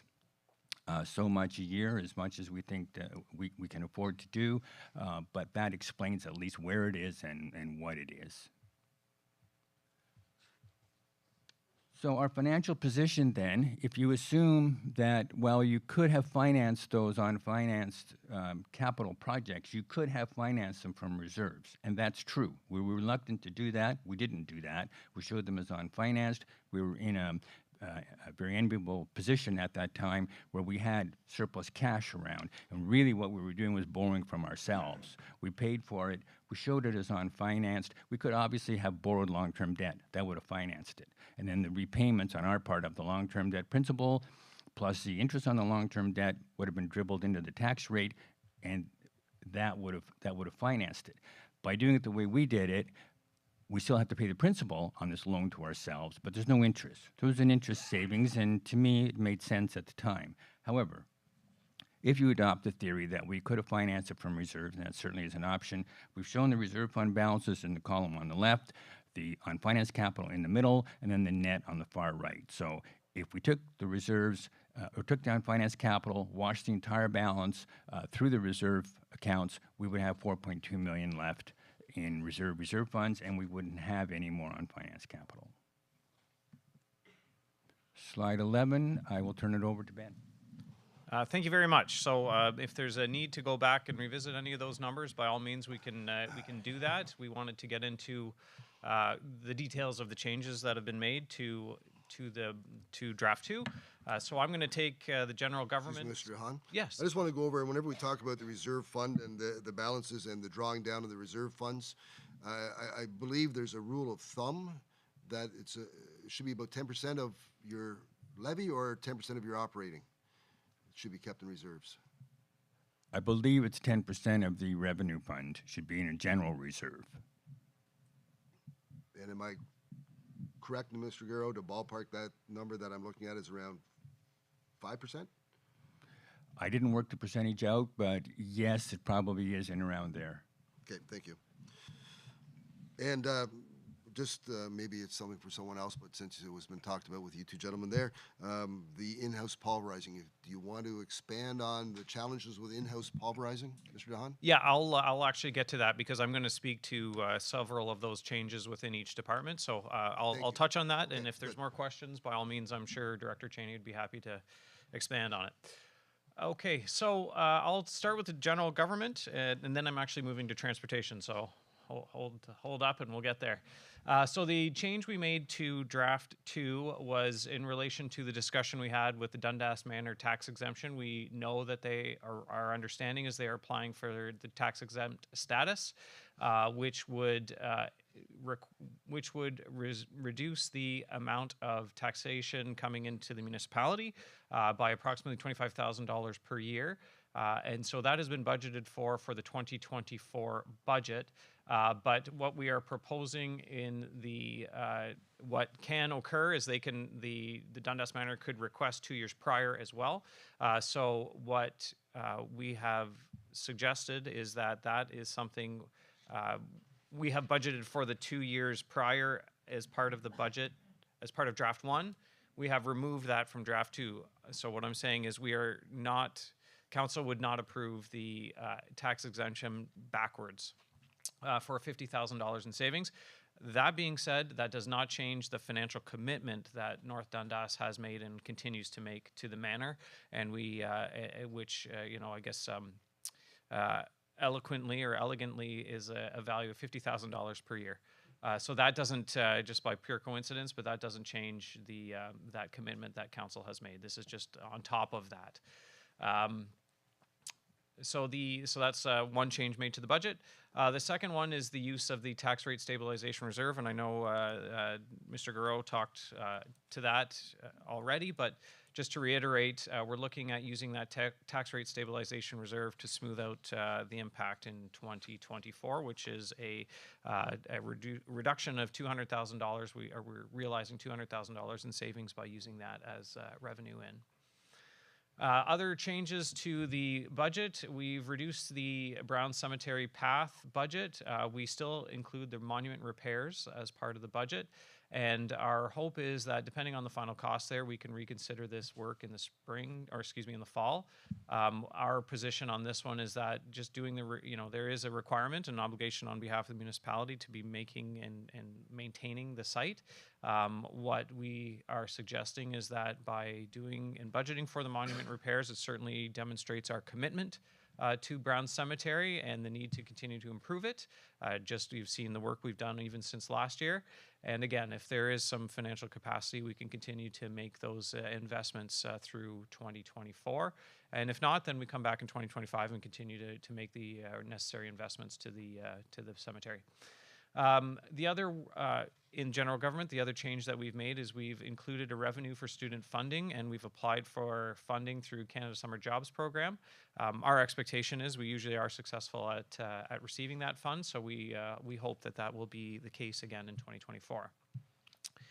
Now, to speak on behalf of transportation, there's been some changes made to that budget as well that I'll highlight. We have reduced the 40-kilometer-per-hour speed limit initiative by $30,000. That's not changing the scope of that work, but rather we will change how we implement that project, working with Stormont, Dundas, and Glengarry to be able to implement that community-wide change. And we'll come back to council with the elements of that program. But by looking at it on a area basis rather than a per road basis, we're able to save $30,000. Again, that's subject to SDG's cooperation in that initiative, which I've gotten in there, so I think we can get there. Mr. Garreau talked about the in-house pulverizing savings of $112,000. Again, that's looking at using in-house resources and some local expertise to be able to do this work. The unfortunate impact of that is, of course, it takes our staff away from the other projects that we have lined up in the year. So I guess what we want to caution council with is the big risk with this approach is that we do strain our in-house resources. This is one of those, if the weather is good and everything works out, we have every expectation we can accomplish it, but you get some inclement weather or another ice storm like we experienced this spring, and which pulls our staff away from the things we have planned. it can really impact our ability to get the work done that we hope to get done. So to, I guess, keep council informed, what we are proposing to do, we're comfortable with the removal of and the realization of those savings by doing it in-house. And what we'd like to do is come back regularly with regular project updates so that council's aware of, what we're working on, how we're working on it, what we're expecting to get accomplished, and that, keeps it, I guess, in the eyes of council, being able to realize those goals that we want to realize. Again, talking about the grader, we have used the general reserve to offset the grader repayment, and that's offsetting an unfinanced capital repayment for just 2024. So it's not wiping out the entire purchase, but rather it's just wiping out what we were paying back this year. Speaking on behalf of our Director of Environmental Services, we have made some changes to that budget as well. So one of the changes made is that after a review of the 2023 actuals, we felt comfortable increasing the projected tipping fees into the landfill, and so that's increasing our revenue by $10,000. Again, looking at some of, getting into the nitty-gritty of some of the work we're trying to deliver this year, we did recognize about $3,000 in contracted services expenses, as well as $5,000 in repair and maintenance of vehicles. So some small savings that we're realizing there. And that comes to the end of what I'm talking about. Again, I'll turn it over to our Director of Recreation and Culture. And after that, of course, any director is happy to come up and kind of provide some additional detail to council.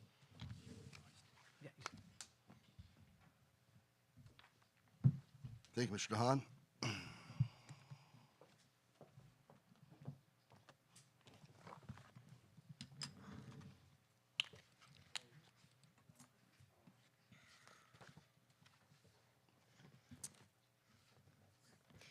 So a summary of changes for the Recreation and Culture Department. So this includes the Harmony Park pathway, which connects the two subdivisions, is in a deteriorated state.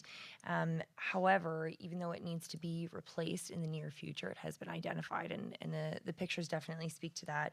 It is a project that council could choose to defer to a future year.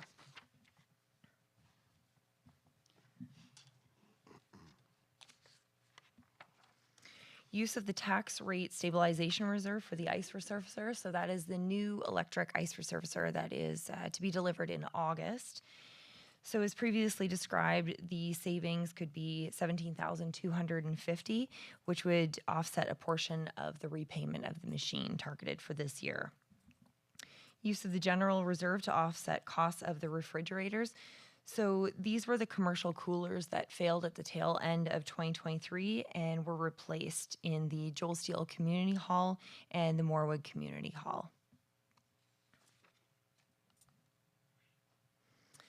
Decrease in the Moorwood Community Hall gas stove investments. We had originally budgeted $10,000 for the replacement of the commercial gas stove. However, we believe that commercial unit could potentially be replaced with two smaller residential electric stoves or a smaller gas unit. So it is proposed that the budget be maintained at $4,000, that we have something in there and we can work with our local, the Moorwood Recreation Association to potentially come up with the difference in cost or find something for that budget that is suitable for their needs. Deferral of the purchase of the natural gas generator at the Chesterville Fire Station.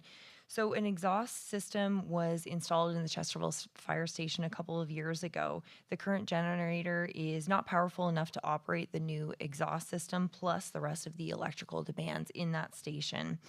We have been informed that someone must man the generator during a power outage, as the generator will kick off. It will restart, but the amount of runtime that we'll get out of it is unknown at that time. So in the meantime, we've installed manual chains that can be used to open the doors, but it was requested from the fire station that we upgrade the generator. However, with the master plan that is going to be underway soon, it's recommended that we hold off on purchasing that new generator and see what the plan says. So rescoping the Chesterville Arena improvements. The electrical ice edger and security cameras have been removed from the draft 2 budget. So that's $11,840 in proposed changes. The netting expense has been reduced to half of the original budget, so it's down to $3,000 now. So the netting that was proposed is in the corner across from the bar in the Chesterville Arena, and also just outside the lobby by the refs room. So now we're recommending that we go down to the one corner that's by the refs room, just off the lobby. Staff have increased the electrical system improvements from 5,500 to 7,000, so a moderate increase, to concurrently replace a breaker panel in the arena and complete the work necessary to accommodate the installation of the charging station for the new electric Olympia. The installation of a gas detection system, which was mandated by TSSA, and a new computer remains in the budget. The initial draft budget proposed a significant investment for the Joel Steele Community Center and Samalt Arena, which required a first payment to be of $100,000 spent for the project cost to help offset the interest rates. The repair or replacement of the roof was included in that, as well as insulating the arena portion. Also rebuilding the existing compressor. A new reverse osmosis system was proposed to help with the ice quality, and also, more importantly, the maintenance of our refrigeration system. Also, a new condenser, so a cooling tower for the refrigeration plant, and 2 hot water tanks to fill the machine, the Olympia. Other miscellaneous improvements were also included in that. This is intended to improve the ice quality and ensure that the township could install ice if ambient temperatures were high, and also, as I say, to maintain our operating equipment. Draft 2 maintains the same budget impact, so $100,000, but does not start any of the major capital improvements that were originally proposed. Staff prefer to finish the recreation master plan that is also proposed in the 2024 draft budget to ensure that any investments align with the future vision of the arena. The following work is contemplated for the 2024 budget. So the installation of the gas detection device, again mandated by the TSSA, allowance for the compressor rebuild, which is essential. That unit does need to be rebuilt, or it could result in failure during the ice season. And also allowance for temporary roof repairs and further investigations. A carry forward project from last year was the emergency exit set of double doors to the community hall upstairs. Those need to be replaced. They're on order, but just backlogged a little bit. And also moving forward with the ladder access to the roof for our contractors so that they can continue to access the rooftop units.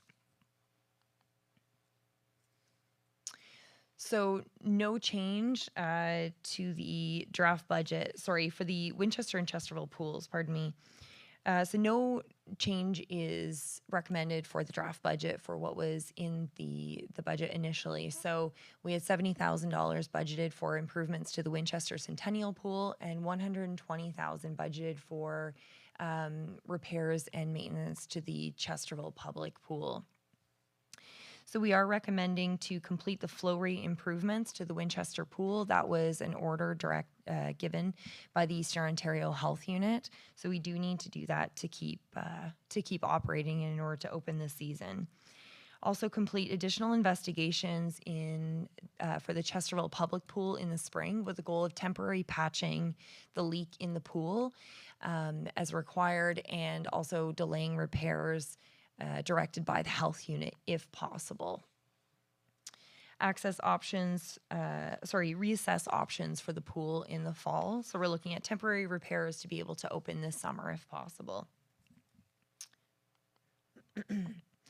The Eastern Ontario Health Unit may not allow the township to open the Chesterville Public Pool with the temporary patch repairs if we don't replace the skimmers and if we don't increase the flow rates. So that is a possibility. I have been advised by the Eastern Ontario Health Unit that I may write a letter to Dr. Paul requesting a temporary pardon or deferral of these improvements, especially in light that we potentially plan to go forward with the improvements to Winchester. So conquer one pool in 1 year and then defer the other pool, but intend to either repair it or find some sort of alternative the following year. A work plan allows the recreation master plan to be completed before major investments are completed at the Chesterville Public Pool. So the recreation master plan, we don't know what that will show. Does it say that we need to replace the pool? Does it provide alternative options such as potentially a splash pad for Chesterville? So the first splash pad for North Dundas. So that completes the end of the recreation and culture portion. Does council have any questions for me? Questions, comments from members of council? Thoughts? Councillor Urick? Just in terms of recreation and culture, I'm content to see some of the savings that were able to be discovered through the months-long effort we've had. I will say that I do look forward to the outcomes of the recreation master plan, because I do, as we sit here and we look at the numbers every year and we look at the major dollars that were put into both our arena facilities not that many years ago, and the big time dollars that continuously seem to be having to go into having two arenas, I do feel that perhaps we're reaching a point where we're reaching an untenable situation. And I would never sit here tonight to say, you know, we shut down either. Nothing. Like, that's not the solution I want to see. I don't want one community impacted over another. But I do think that the general population in our municipality needs to understand that the significant dollars that go into these facilities every year for the limited dollars that come back.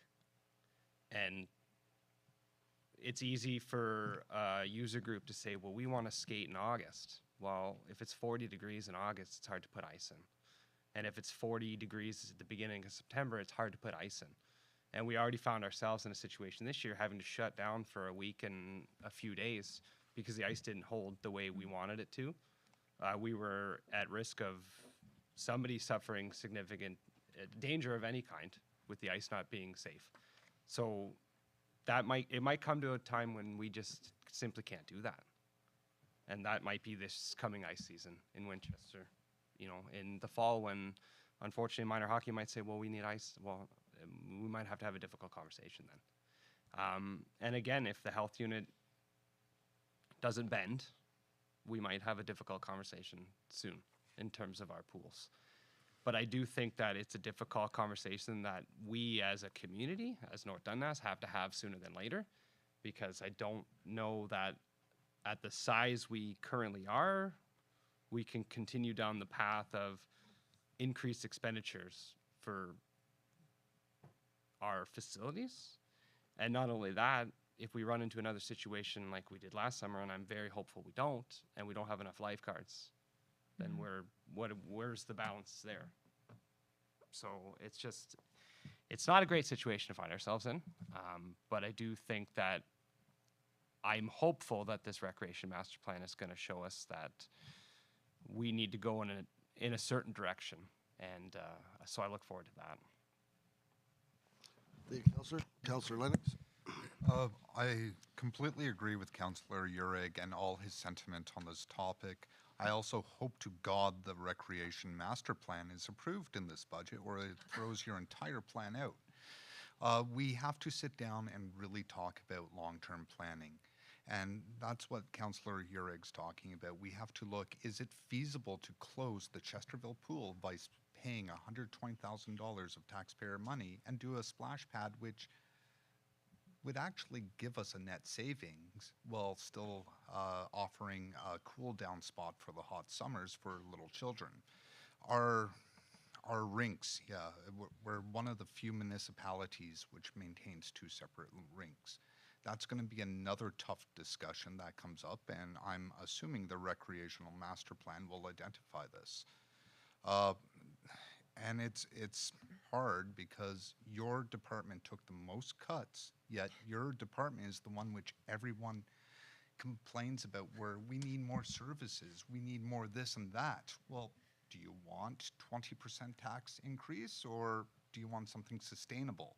And that's where this recreation master plan comes in, and I hope we can get it out to tender sooner than later. Thank you, Councillor Lennox. Further questions, comments for Ms. Meerberg? Thoughts on what's been presented?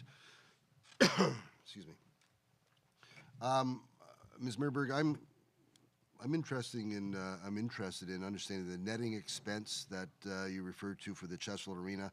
You've halved the budget, and I think you described as doing the we'll call it the referee end. I'm interested in understanding what that half of the budget is, and I'm going to ask council to consider the need to ensure that let's call it the northwest corner. I believe I'm correct to say that. Mm-hmm. The northwest corner is also netted to ensure there's safety for spectators, as well as convenience, because the game is slowed up. Pucks go over the boards. Minor hockey doesn't have enough pucks. They have to get people to run around to fetch pucks, because not all of our ice surface is covered with netting as it should be. It's been, I don't want to say neglected, but it's been not top of mind to ensure that we net the whole area and provide a level of safety and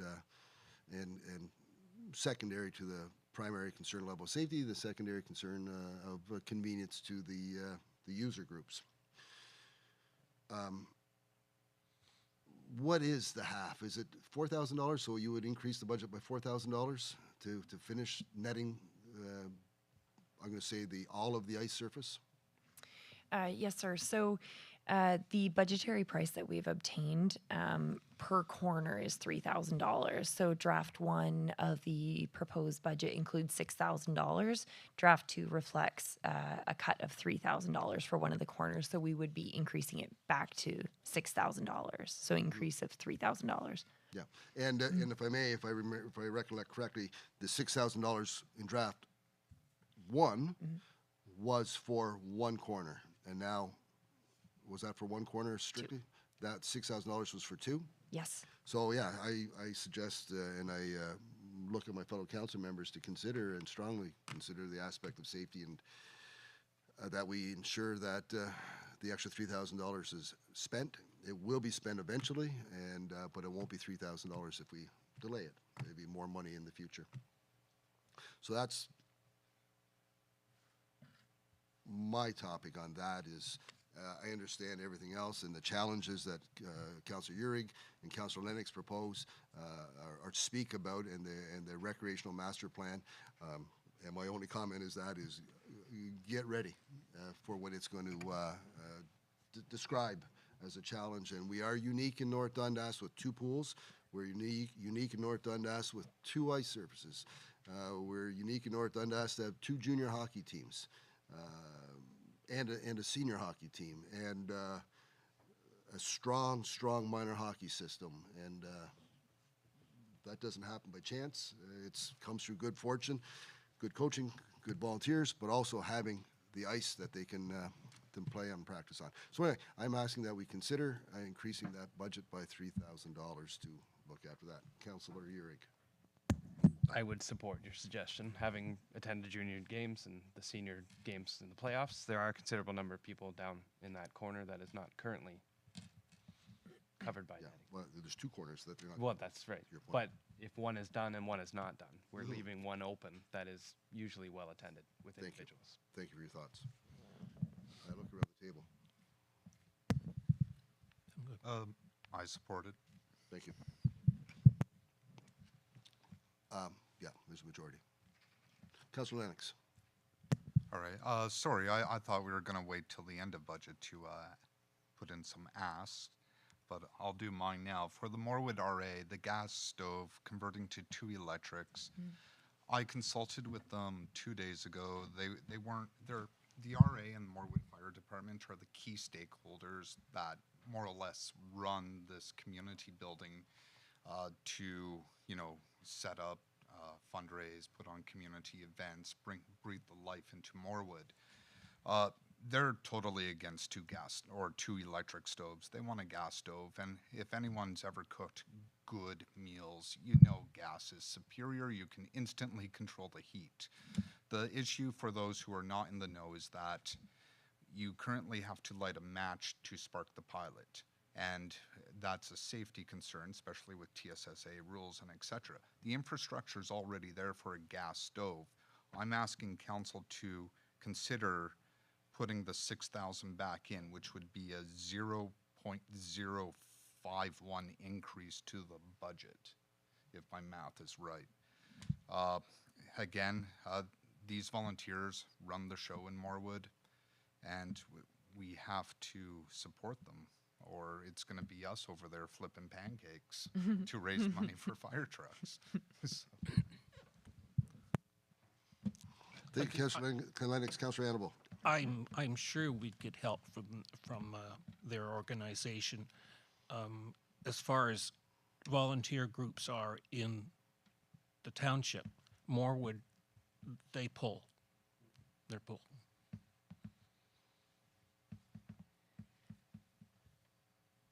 Yeah.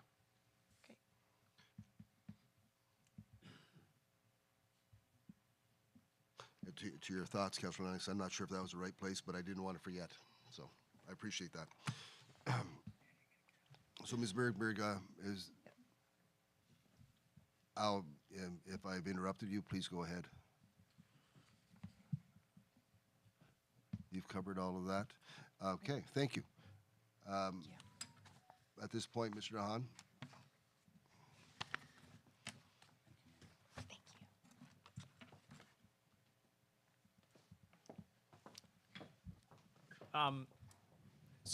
And I apologize, I missed the last little bit on the stove. Was there, I guess, a majority consensus to add that back in? So we should have, and I'm assuming with those two changes, really it's a negligible. So it's our new net levy would be $9,031,858. So that's a 9.6% increase on the township levy. Yeah, so. Give me 1 second and I'll tell you what it is overall.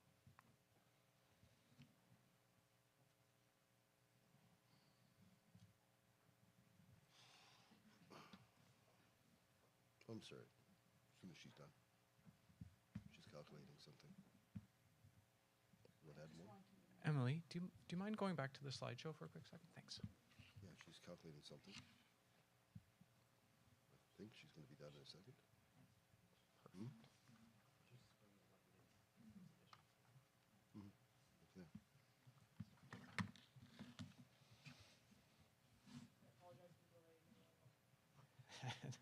Don't apologize, it's important. Take your time.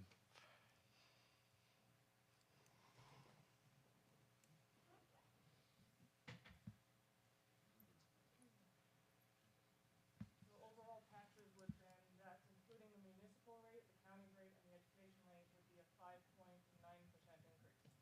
So that's up 0.01 compared to what is shown on the slide here. Thank you, Ms. Dore, for drumming that up.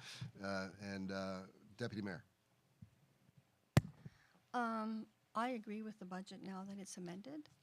I wanted to summarize what we as council are facing when it comes to budget.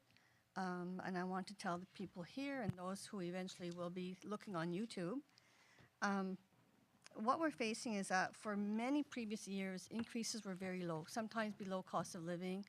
I think 4 years ago, it actually went down, our taxes. And so not enough money was put aside for future capital costs. Capital costs works, sometimes it's a huge amount in 1 year and not so much in another, but you have to be ready for that.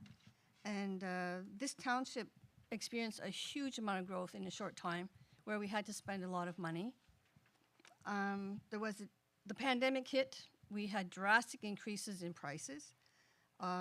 Statistics Canada said in 1 year we had 6.7% inflation rate. Well, listen, I might be old, but I know that when a cucumber goes from 99 cents to $2.99, that's not 6%. Lumber costs doubled, if you will recall. Aggregates for roads, 34%.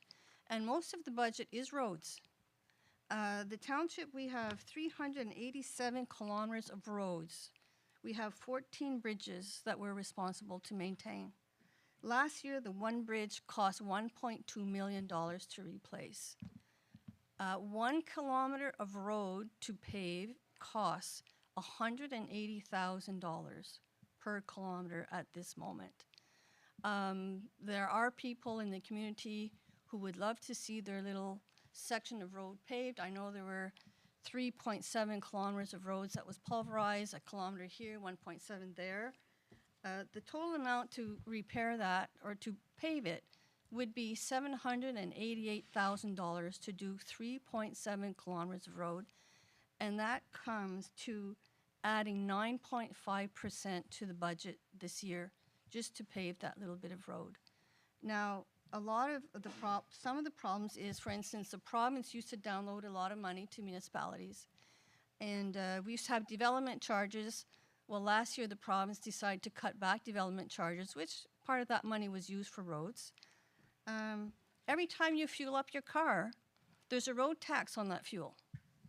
This year we're getting $373,000 off of that road tax that the province collects. That would pave 2 kilometers of road. And just on another note, just so you know, electric cars are not paying road tax because they're not buying fuel. So even though they're using roads, they're not paying for their upkeep. The recreation part is also very important to the people here. Okay, to repeat, we have 8 community halls, 5 pavilions, 12 parks and playgrounds, 4 soccer pitches, 5 ball diamonds, 2 tennis courts, and we're the only township in this area that has 2 arenas and 2 pools. And that's a lot for 4,600 households to maintain. Yes. And, you know, that's why we're where we're at. For instance, if an arena needs a new roof, we're looking at almost $1 million or so just to replace a roof. And both roofs are in bad shape right now. So I'm also on the other side of the coin. I'm a taxpayer too. I'm also a senior citizen. And so we're on fixed incomes. Just so you know, the average income in CPP and old age security for someone who starts collecting at age 65 in Canada is only $1,400 a month. And so we rely on our savings plus what we get.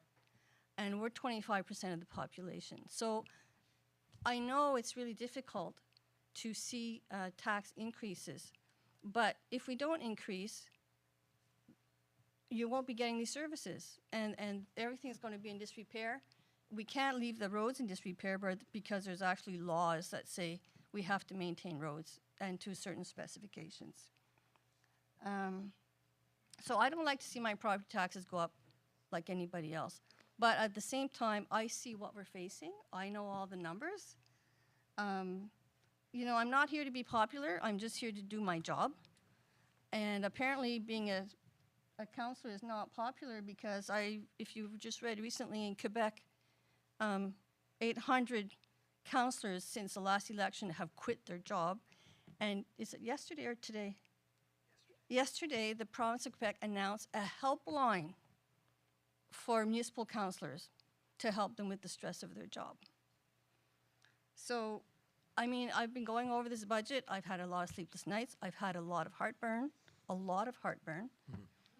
And if it's not heartburn, I might kick the bucket sooner than they expect around here, much to the chagrin of my fellow councillors. So I thought that you should know what we are facing as we have all the information in front of us of the cost of everything and what we have. And like I said before, municipalities, we are mandated by law, we have to balance a budget. Why the province and feds don't have to, I don't know, but we are required. Thank you, Deputy Mayor. Members of council? Seeing none. I do want to ask a question, and I'm not sure, and I do appreciate the audience being here, and this is, I want to look at our Madam Clerk and talk about Brown Cemetery. Thank you, Mr. Paul. Thank you, Deputy Mayor. Before we move any further, I want to touch base on Brown Cemetery, Madam Clerk.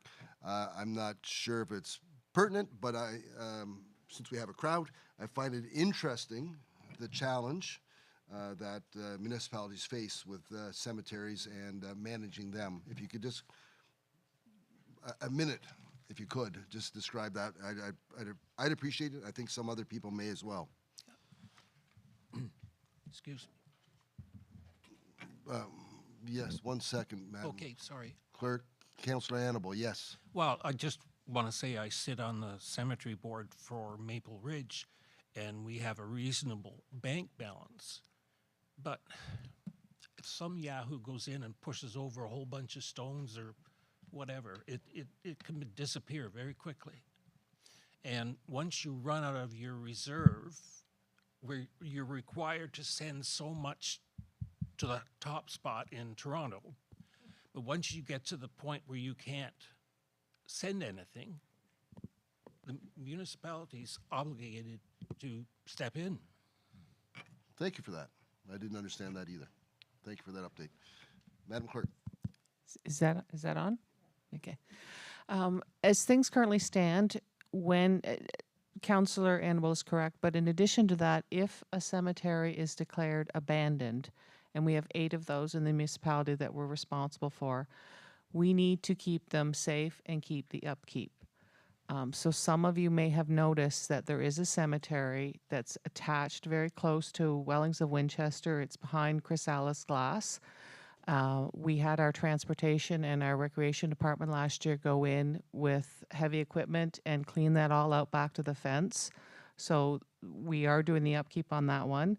We do have a quote coming in to replace some of the monuments. They are very expensive, and we're doing it over time because they have been broken, they've been kicked over, they've sunk, they need to be leveled. So there is money in the budget to do some of that this year. In addition, public access path has been started. So you can get to it from Wellings and Winchester into the park, and we'll be doing a little bit more work on that pathway this year. But that is a big expense to the municipality to keep them safe and respectful and accessible to the public. Thank you for that brief update on Brown Cemetery and the challenges. I appreciate that, Madam Clerk.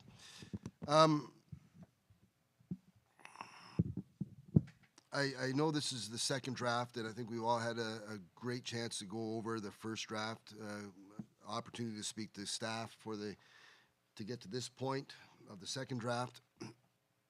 And I'm going to do a quick straw poll looking around to see if there's an appetite to look at an action request to support this in principle.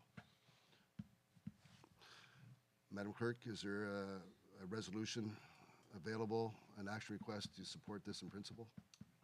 I have made one change to it to put as amended because some changes have been made. Thank you.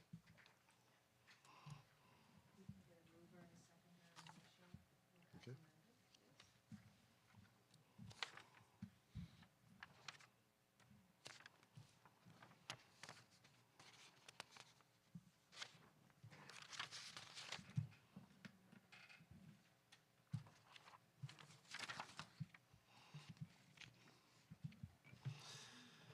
Moved by Councillor Urick, second by Deputy Mayor Bergeron, that Council adopt in principle the draft 2024 budget as amended on February 29, 2024, and further that staff prepare the necessary bylaw for formal adoption at a forthcoming regular meeting. All those in favor? Opposed? Seeing none, that's carried. At this point, Mr. DeHaan, do you have something you'd like to speak to? No, that's you've covered it in the resolution. It's perfect. Thank you. So at this point, ladies and gentlemen, members of the audience, I appreciate your patience as we go through this long process to get to this point. I I'm going to ask that we have a 5-minute stretch your leg and an opportunity for those that want to remain, and for those that want to, no. So, yeah, so we'll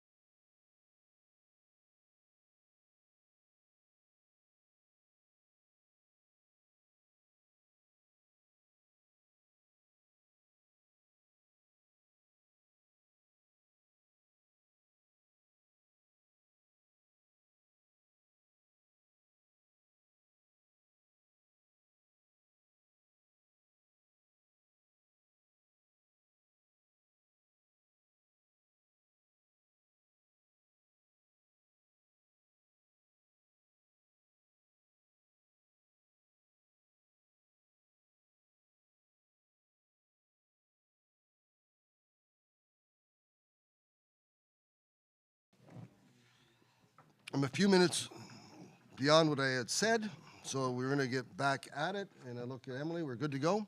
I'll start. We're going to move into, I don't believe, Madam Clerk, I've missed anything. We're going to move into consent agenda. Correct. The consent agenda, all items listed on the consent agenda be approved or filed as recommended.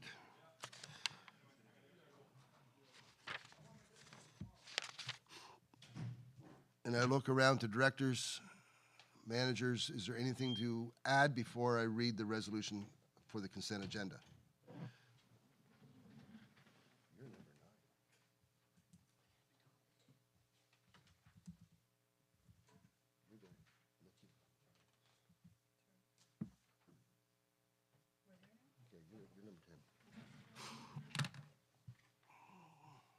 Moved by Councillor Annable, seconded by Councillor Lennox, that all items listed under the consent agenda be approved or filed as recommended. All those in favor? Opposed? Seeing none, that's carried.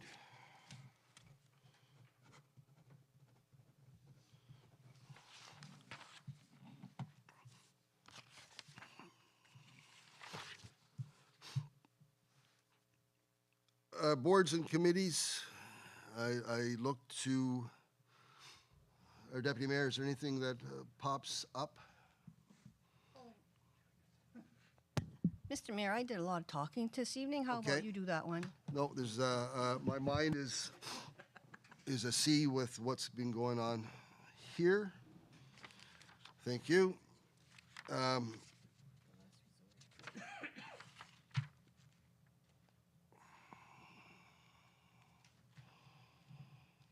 Oh, yes, there's some information that is local in nature. The Inkerman Bridge condition update. Some of you here may be aware of the Inkerman Bridge. It's in rough shape. We have inspectors looking at it biannually. No, twice a year. And making sure that it's still safe. It's maintained its level of integrity for the last 4 years. And so there is a bridge on County Road 5. Thank you, Deputy Mayor. A bridge on County Road 5 that is in need of repairs before it becomes to a state where it's not repairable. So we're going to undertake repairs to that.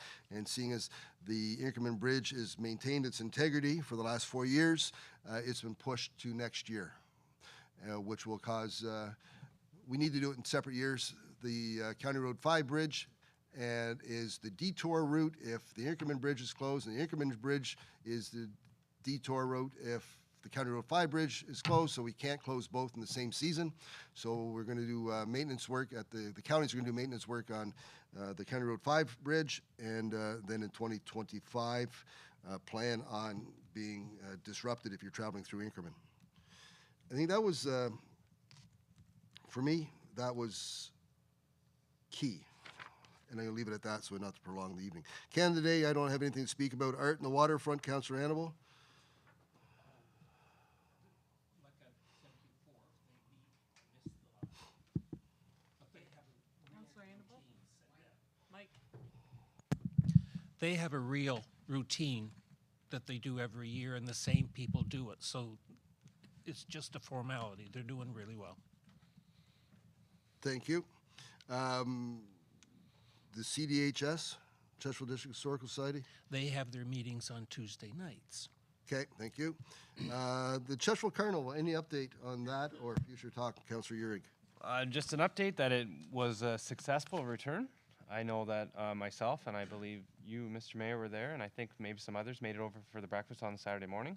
I know the children's dance was well attended in the afternoon, and as I believe that the evening dance was also fairly successful.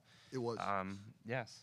Yeah, there you go. See? So that's what I was told. I didn't personally attend, but I was told that it was a success. So I think it was as I say, a successful return of the Chesterfield Winter Carnival, which I do believe bodes well for future years. Thank you for that update. Councillor Lennox, the Green Action Gang. Nothing from the Green Action Gang. Ground's a little hard right now, but we're always looking for new members. So if you would like to take part in the beauty of Chesterville, please contact myself and I'll set you up with the Green Action Gang. Morwood RA next. Morwood RA, please. The Winter Carnival was well attended. Thank you to the members of the council that came out Friday night and throughout the weekend. It was greatly appreciated. Morwood RA, the back brief that I received was it went well. No hiccups other than lack of snow, but they managed. Also on March 30th, I believe that's Easter Saturday. Sorry, I don't have my phone. There's an Easter egg hunt starting at 10 a.m. at the Morwood RA with a touch a truck following shortly after. This could include a fire truck, a tractor, or several trucks where kids can look and see how they operate, and etc. It's a fun time. Please come out and support Morwood RA. Thank you for that. Dairy Fest. Thank you. Nothing yet. I think everything's sort of somewhat on hiatus with the downtown committee as people are on holidays. Yes. Thank you.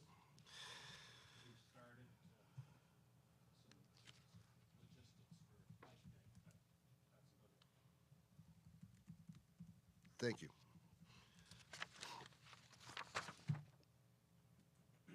I'm going to move into motions, notices of motions. We have a request from the deputy mayor to support a resolution from the town of Orangeville, and I'm going to look at the deputy mayor for some background. The reason I'm asking for us to support Orangeville is because, as we found out at the county's meeting last week, there's a lot of people, homeless people, people that what they call fall through the cracks, and the counties, or these two groups, where's my sheet? What were they called? Sorry. For instance, we provided $200,000 total, almost, to last resort funding and social development council, and these are groups of people that help people who are in dire straits. And there's a lot of people in dire straits because we don't have enough housing. We have a lot of refugees that have come into Eastern Ontario from Quebec. I have no issue with refugees. We need the workforce.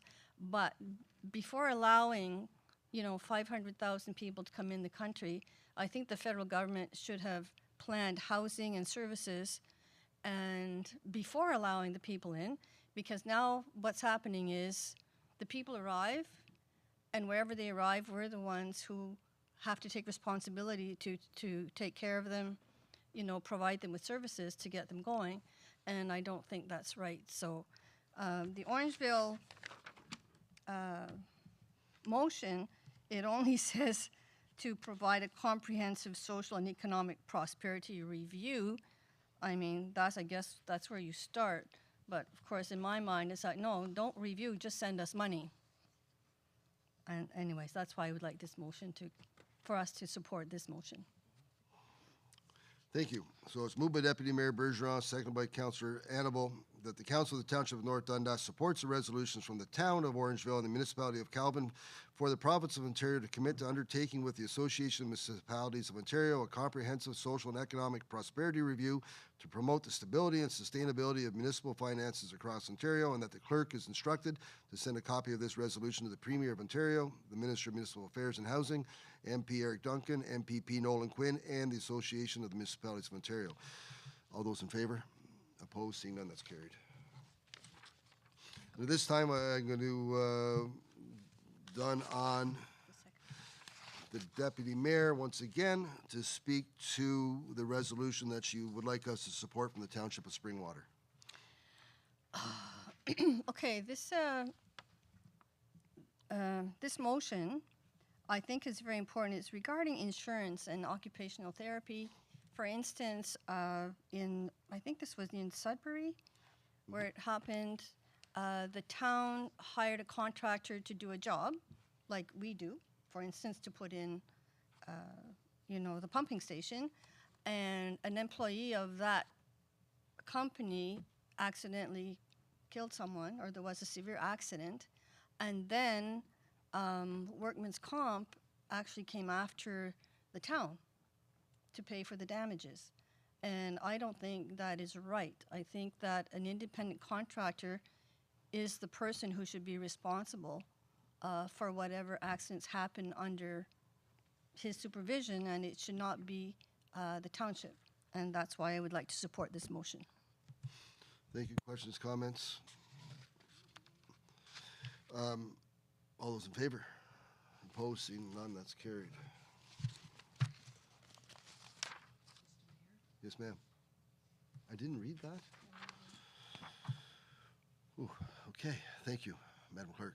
Moved by Deputy Mayor Bergeron, second by Councillor Annable, that the Council of the Township of North Dundas joins the Township of Springwater, the Township of Merrick Monteith, and the Town of Plimpton, Wyoming, in their support of Resolution CC 2023-303 from the City of Greater Sudbury relating to the request to the Province of Ontario for an amendment to the Occupational Health and Safety Act to clarify the definition of employer, and that the clerk is instructed to send a copy of this resolution to the Premier of Ontario, the Minister of Labour, Immigration, Training and Skills Development, the Minister of Municipal Affairs and Housing, MP Eric Duncan, MPP Nolan Quinn, and the Association of Municipalities of Ontario. All those in favor?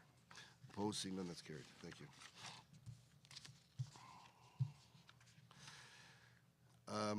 No petitions, no council comments and concerns. I do have one comment. I do truly appreciate the attendance at tonight's meeting. It was beneficial to all, and it allows people to gain an understanding of what is going on in the township without relying on social media and the way that they don't always deliver truth and accurate information, and that's quite unfortunate. But to be here tonight's important.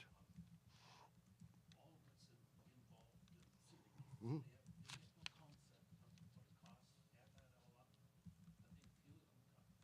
No, it was. It's very important that people be involved in what goes on in their own township. Is there anything else in council comments? Councilor Lennox. I think we're also forgetting all the hard work the staff did preparing that. Yes, thank you. So Please. Good job. Thank you for making your own cupcakes in the kitchen. See ya on the 21st. Thank you for that, Councilor Lennox. I was remiss in not extending sincere thank yous for the efforts of all of the directors, the staff. Where's Michelle? The most important person. But I joke. Everyone is extremely valuable in this operation, and everyone's efforts are required and appreciated. And yeah, I'm looking forward to having a cupcake after this too, and some butter tarts. No miscellaneous unfinished business that I'm aware of. We're going to move to the ratification bylaw, moved by Councillor Lennox, seconded by Councillor Annable, that bylaw number 2024-20 to adopt, confirm, and ratify matters dealt with by resolution be read and passed in open council, signed and sealed this 29th day of February 2024. All those in favor? Opposed? See none. That's carried. For those remaining, I appreciate your patience as we work through this. I look forward to seeing you at our next meeting, or at least thinking about attending our next meeting. Moved by Councillor Annable, second by Councillor Lennox, that council adjourn at, I'm going to say 8:21 p.m. to the call of the chair. All those in favor? And again, to those that were here to participate and to those that pay attention and follow along on our YouTube channel, thank you very much for being with us tonight and your patience as we work through this. Until next time, everyone, take care. Have a good night.